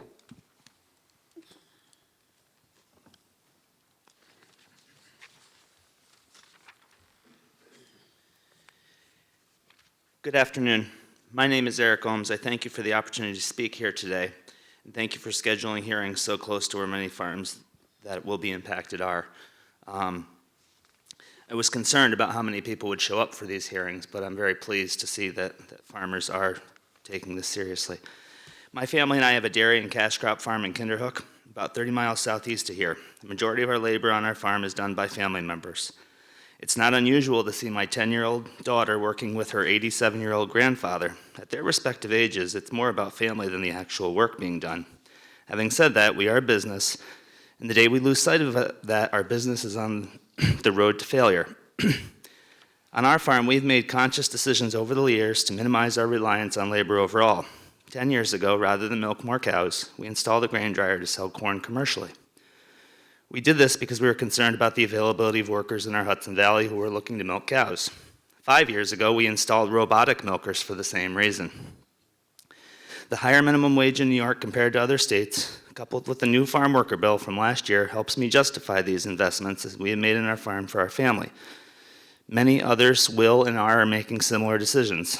The question is this what New York really wants? Poughkeepsie Journal had an article on February 17th that has been alluded to earlier, where the one gentleman was going to convert salad greens to soybeans. The corn I grow and the soybeans he grows are fine crops, but there are multiple steps from being sold at a market in urban or suburban New York State. Those salad greens likely would have gone to local consumers. This seems like something New York would want rather than fostering an environment that forces them to farm to make that decision. On our farm, it's too early to really tell what the impact of the new law will be. We've only just begun to figure it all out. I will say this, though. It will change how many hours beyond 60 a younger worker on our farm this summer. Because when you're growing commodities that compete in a national and international market, it's hard to justify paying in excess of $20 per hour. It's just simple math. I'm not sure when it would be practical to lower the threshold, but in a historic sense, it would take 3 to 5 growing seasons to have an idea of what would be reasonable. If you factor in changing climate with more unpredictable weather swings, it certainly isn't less. It's got to be more. Please let us figure out the full ramifications of 60 hours before saddling us with another mandate that we simply cannot afford. In the balance of my time, some people have mentioned the concept of this is what's happened in other businesses and factories and so forth. Well, if you look at the manufacturing sectors of our U.S. economy, they've all been shipped overseas. So in the day we live in today, do we want to ship more of our food production overseas? I know my wife, with our 4 kids, is constantly checking everything now for China labels. It's just one of the things we have to consider. Thank you. Thank you. Thank you. Number 23.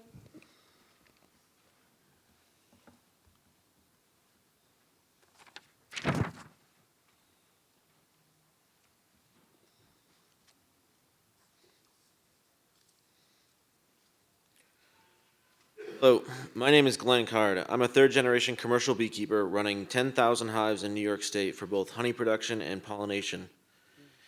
Every year, my family employs over 20 people, some seasonal and some full-time. Our busy bees produce over 250,000 pounds of honey at 2 different farms in New York State. This makes our farm one of the state's largest honey producers. Our family farm has also been pollinating apples for some of the largest orchards in the Hudson Valley for over 30 years. Beekeeping is a very labor-intensive job, and almost all of the handling of the bees is done by hand. We have mechanized some of the heavy lifting with forklifts and trucks, but it still comes down to man hours. Both labor and fuel have been our top two expenses for as long as I can remember. Since our business is very seasonal, weather and time are critical. I personally spend several days every year with little sleep spreading the bees around the Hudson Valley. This is necessary to ensure the apple growers have the bees they need to set a crop for that year.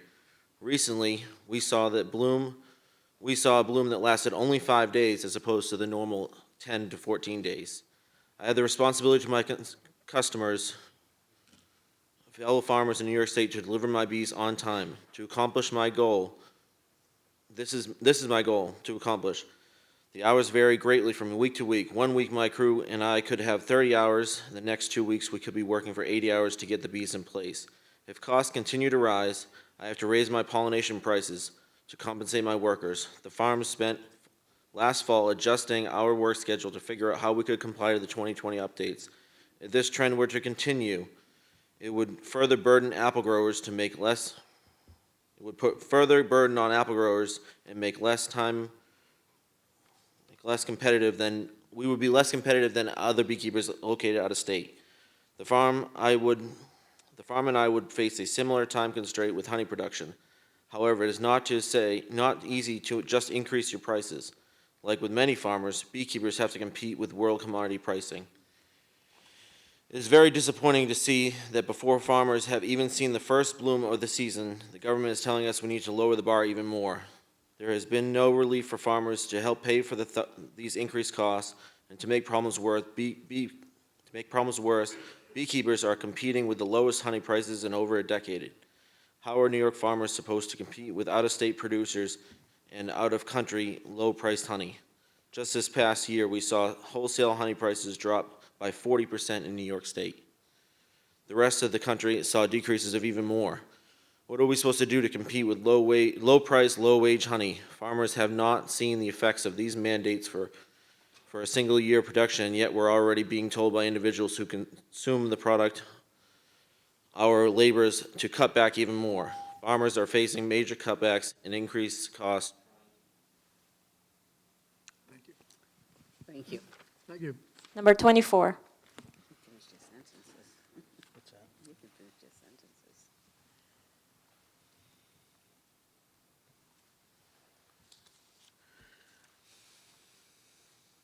Good afternoon.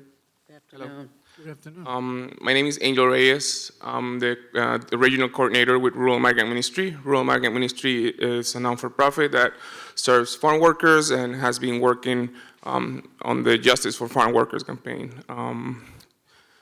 We work with farm workers in Western New York, in Hudson Valley, Catskill area, and on Long Island as well. Our farm workers are Latino, or Jamaican, or South Asian, and I can say they're 100% people of color.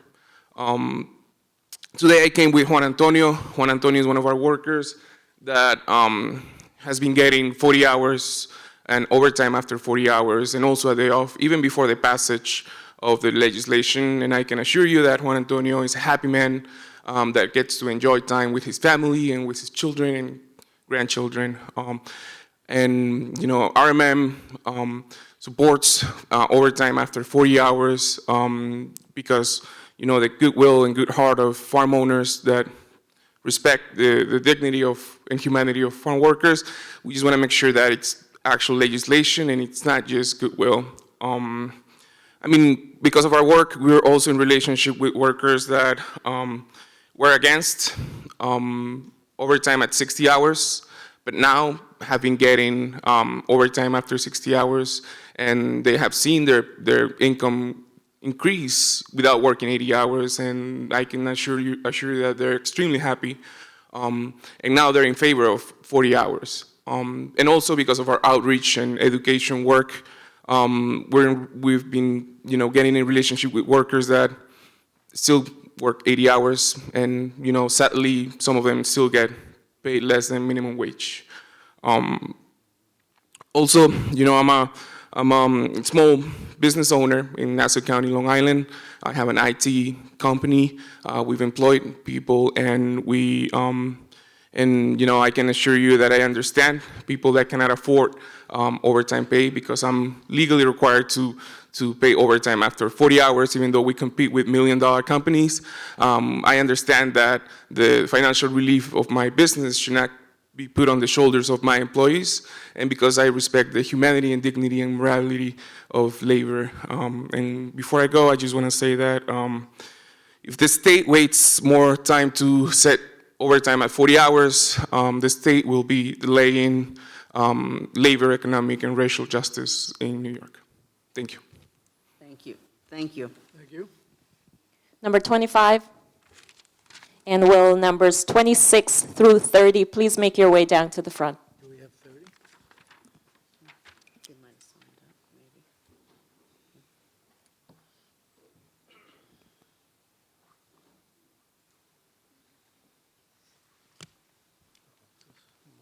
Buenas tardes. Mi nombre es Juan Antonio Zúñiga. Can you give us a minute to put on our hearing translation devices?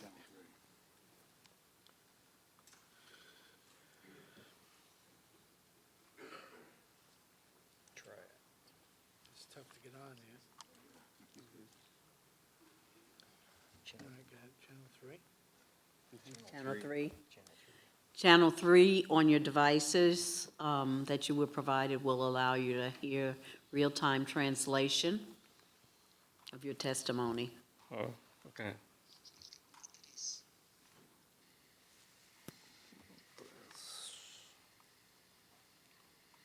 Gracias. We can proceed. Okay.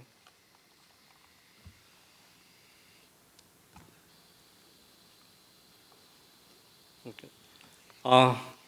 Mi nombre es Juan Antonio Zúñiga. ¿Yeah? Sí, we're good. Soy un trabajador agrícola por 13 años y gracias por darme el tiempo y permitirme estar en este panel. Me siento contento, me siento, puedo decir, en una posición muy confusa. He escuchado muchos testimonios de todos los granjeros, donde se está hablando acerca de los déficits de sus negocios, que no hay oportunidad de incrementarlos, que no existe, con la ley del overtime, se están viendo afectados. Bueno, la verdad de las cosas es que como seres humanos nosotros nunca reconocemos lo bueno reconocemos lo bueno nuestro y olvidamos lo de otros seres humanos. Pero no los ponemos en el lugar que nosotros somos un equipo, el granjero y el trabajador. El trabajador sin el granjero no va a ser exitoso. El trabajador sin el granjero tampoco tiene su sobrevivir, porque no existe una posibilidad de una mejor vida económicamente, porque los salarios son muy bajos, el tiempo ocupado de las 60 horas a las 70 horas no son reconocidas como parte de una economía que está creciendo a nivel nacional y a nivel de empresa, sino que nosotros yo veo lo mío, nosotros vemos lo nuestro, yo veo mi familia, yo quiero empoderar a mi familia, yo no quiero dar la oportunidad a los que están alrededor de mí, o los que son parte de mi crecimiento económico o de mi bienestar, porque no se menciona.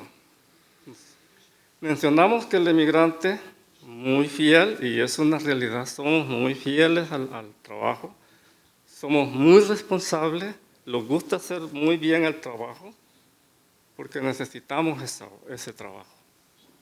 Entonces, ¿por qué nosotros los trabajadores de la industria agrícola estamos callados?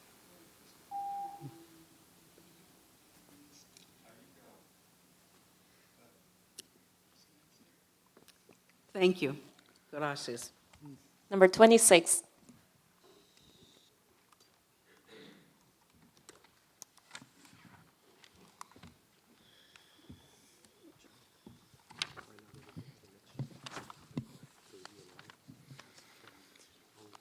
Good afternoon. My name's Larry Eckhart, and together with my family, we operate Kinderhook Creek Farm, which is just across the river, about 30 miles due east of here in Rensselaer County. Thank you for allowing me the opportunity to speak about how this proposal will impact our farm, our livelihood, and what may happen to us in the future. First of all, we're curious that this is even being considered because we've only been required to pay overtime since the 1st of January. And many farms, including ours, that have been impacted by the mandate haven't even made it to their busy season. We've done extensive calculations of our past year's worker hours and concluded that the business might be able to tolerate the increase in wages and all the related labor taxes, been alluded to earlier, with the 60-hour threshold. Wages and related taxes are the single biggest expense on our farm. This is 1/4 or a little bit more of our total farm expense. But we cannot remain a viable business if the threshold is lowered at all. During the 2019 crop season, while the new onerous regulations were passed by the legislature and signed by the governor, we'd been asking our workers what they thought of a required mandatory designated day of rest and other changes to the rules. They made it perfectly clear that if hours available to work were limited and they could only work 60 hours per week, they would probably seek work elsewhere. Make no mistake about this, they want to work because the season is short. We are very concerned that our trusted, reliable, well-trained, and capable workers will not answer the call to work in New York, period. Our tax preparers are just now finishing 2019 tax returns for our farm and each of its partners. That would be my wife, myself, and my 2 sons. As part of our financial advisory team, they have concluded that A, we cannot afford much more in labor costs if prices for our products do not go up a lot. I hope you are ready. It has to cost more for our produce and our farm products to make this increase in wages work. The other thing, B, our personal income for our tax returns is below poverty level. And if we even make even less in 2020, they recommend we leave the business for other employment.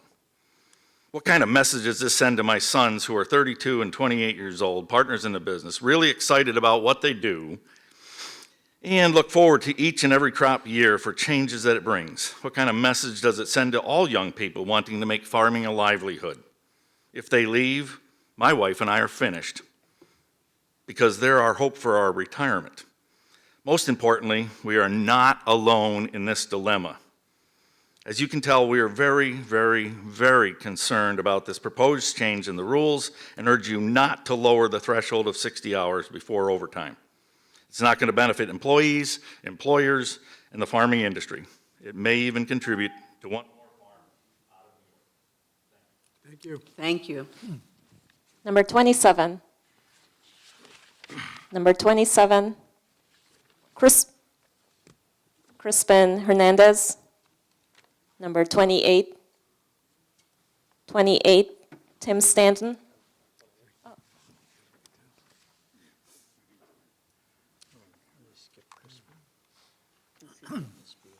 Good afternoon. My name is Tim Stanton. I operate a farm just about 15 minutes south of here, a highly diversified family farm.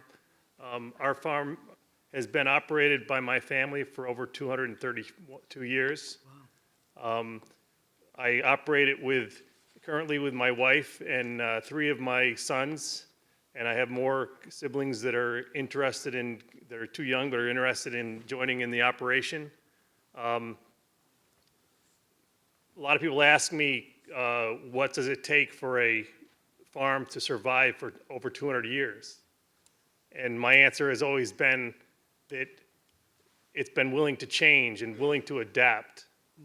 And our farm in the history has been chicken farm, it's been dairy farm, it's been crop farm, and always we've been able to find a way forward.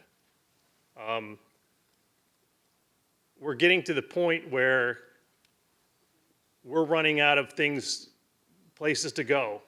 And I asked my sons, what do you think about the future of farming in New York? And they tell me, we're not worried about being able to produce and find things to do on the farm. We're worried about mandates and government regulations that are going to prevent us from doing what we know we can do well. This is very upsetting to me. And this is just, I'm giving this as a background to, we're talking about the labor here, but this is just one thing amongst many that is just piled on these young kids that really want to continue farming. My kids grew up farming and working with our workers. My oldest son was a crew leader. In other words, he managed a crew of workers when he was 12 years old, working alongside them. So we have a very good relationship with all our workers on our farm. When I told our workers last year that this was probably going to be coming, they were really worried because they love working for us. They don't want to go somewhere else. But they basically, and I told them, it's hopefully going to stay at 60 hours. And they said, we can deal with 60 hours, but if we get anything less than that, we're going to really have to look for elsewhere for employment. I mean, this is very concerning to all of us because, farming is, at least the farming we do, is highly labor intensive. And, without labor, we basically can't farm. So this. Thank you. Thank you. Thank you. Number 29. 230 years? My God.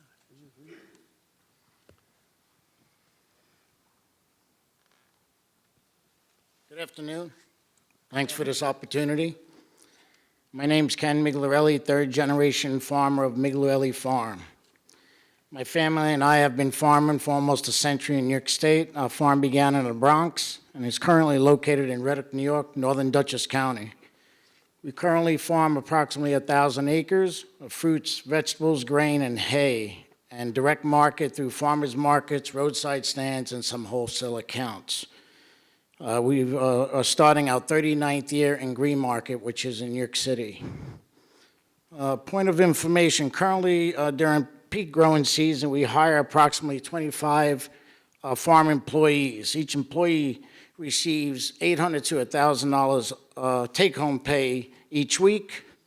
They have free housing available to them, have free travel in and out of the USA and to their home country. And this is without overtime pay. As one employee mentioned to me last year, it's like he hit the lottery coming here to work in America. He said it takes 3 months to make what 1 week's pay is here. The problem we have is that there are people, politicians, who are setting policy who have never been in business. These policies are the demise of small family farms, and I predict in the future robotics is going to be a major component to replace farm workers. It's in my farming, staying out of the black is getting to be harder. The last several years, we are hovering right along the red mark, and it's upsetting. So what I'm planning to do is not to lose the equity in my operation. I'll be liquidating my fruit farm and exiting the fruit and vegetable business. My future business model would be now grain and hay, where I just need myself and a part-time employee. So it's inconceivable that we haven't even gone through a season with 60 overtime that they're thinking of lowering this down. So, in the H-2A program, I'm looking not to even join. I don't know if you're familiar with the H-2A program, but seeing that it raised up to $14.29, I've decided not even to enter into the H-2A program this year. Thank you for your time. Thank you. Number 30. Number 30 will be testifying on behalf of number 27. And will numbers 31 and 32 please make your way down?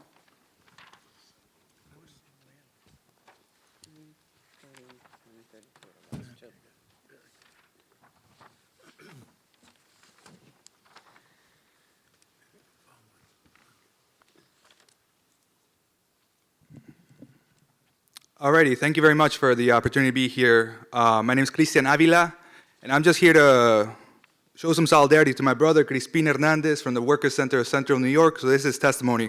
My name is Crispin Hernandez, and I was a dairy farm worker, and I'm currently working as an organizer with the Workers' Center of Central New York. I am here representing all the voices of my fellow farm workers who cannot be here now due to work demands. They are working hard now in all the various sectors of agriculture. The passage of the Farm Labor Fair Practice Act is a big victory for all of us. For 80 years, we didn't have these basic rights, and we ask that all employers comply and respect that it is now the law. We farm workers work hard with long work days, day and night, regardless of heat and cold and the fatigue of the work. We are always there to care for the sick cow or for the crops, fruit, vegetables that will go bad. Thanks to our dedicated work and efforts, we are feeding all the families in our regions and in the world. Our labor has supported the development of all agricultural industries in New York. The co-ops, the companies, all the markets that receive what we harvest are all profiting from our work. I am here once again seeking justice, respect, dignity, and in general, equity for all. We want overtime when we work more than 40 hours a week. This is what we deserve because we are human. We see that this is a practice in other sectors, and the time is now to work together for the good of all in our society. What we are asking for our rights as workers. We're not asking for more, and this will not hurt the regional economies. We deserve more than this. Our labor impacts the economy, and our working long hours for low pay impacts the economy. When we sit down every day to eat our food at our tables, we should reflect and work towards this change moving forward, because we are the ones who can make this change. And just to add some additional comments, from my own personal perspective, I work as a worker rights advocate at the Worker Justice Center of New York. So a lot of the folks that have been up here today, I've visited and interacted with some of the folks that work on your farms. And I can just provide some broader picture of the perspective of the concerns that farm workers have throughout New York State. And we can't really underemphasize the role that fear plays in a lot of this. The farm work, let's not mince our words here. Many of the farm workers that were here last year in favor of keeping no overtime. There'd be no overtime. They were here being paid for those hours. And we all know what would happen if they did not comply and come to these hearings last year. They may just not come back next year, many of those H-2A workers. And while all of you that employ H-2A workers, I know for a fact that many of y'all see it as disposable workforce. So let's not kid ourselves. What we're talking about here is basic humanity, basic dignity. What can you do if you work 12 hours a day, 7 days a week? What do you do in the other 12 hours? You sleep and do what else? Is that existence? Thank you. Do you have facts that would present or support your statement that it will not affect the economy? Is my mic on? All right. In terms of facts, let's just focus on the purchasing power for folks that have additional purchasing power to make purchases in the community. If we look into that role, do you quantify that impact of when if somebody is able to work 40 hours a week and they have all this other time of leisure time that they can invest into a milieu of other activities in their surrounding communities? That's money that's going into that community. If people have time to spend leisure, to go to the day to the park, to have a picnic, to do something that is not even possible given the exigencies of 84-hour work weeks, even a 60-hour work week over the course of 6 days. How much leisure time do you have for that? That doesn't really answer the question. The question was to the economy, and if there's no jobs, then there's no way you can. Well, I was focusing on a specific aspect of the purchasing power. And what does a higher wage entail for the economy? I'm not here to quantify that because I don't have that empirical data. Now, I do want to pose that question and retort that that'd be worthwhile examining. Thank you. Number 31.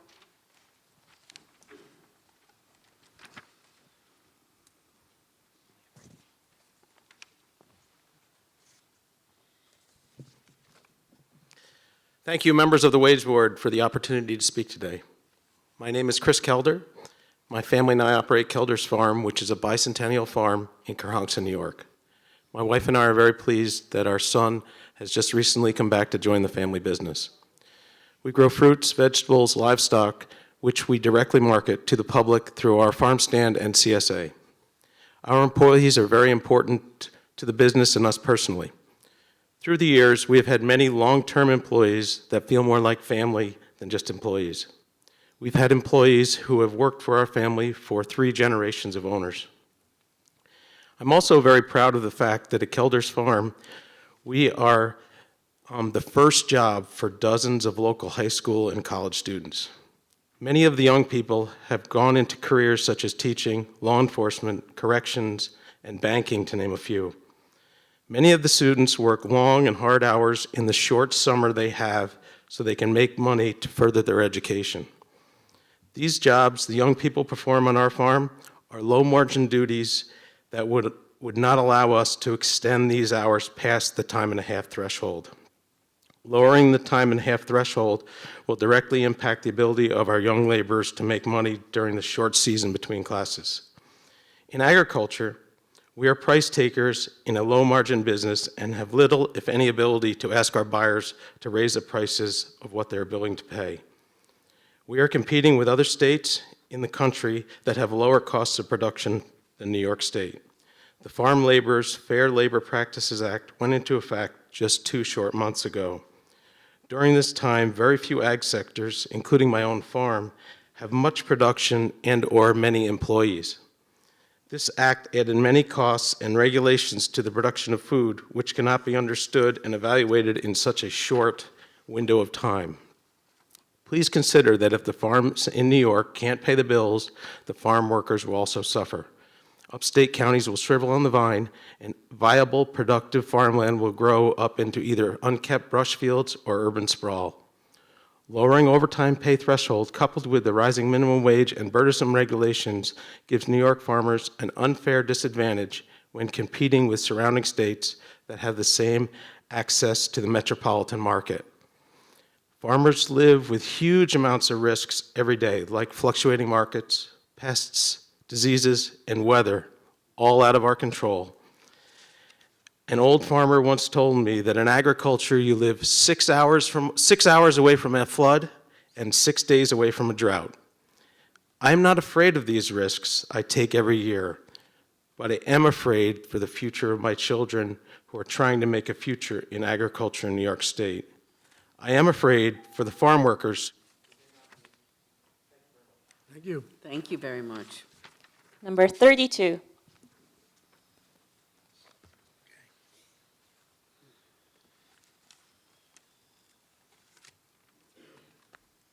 Hi, I'm Kira Kinney from Evolutionary Organics.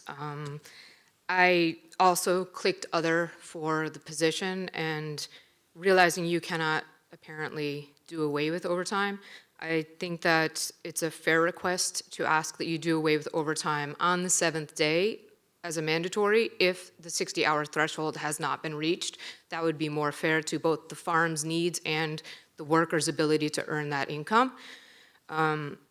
I work already in an incredibly uncertain industry, and the passage of the Fair Labor Practices has added another level to that uncertainty, where we are now faced with having to decide this year how to deal with that.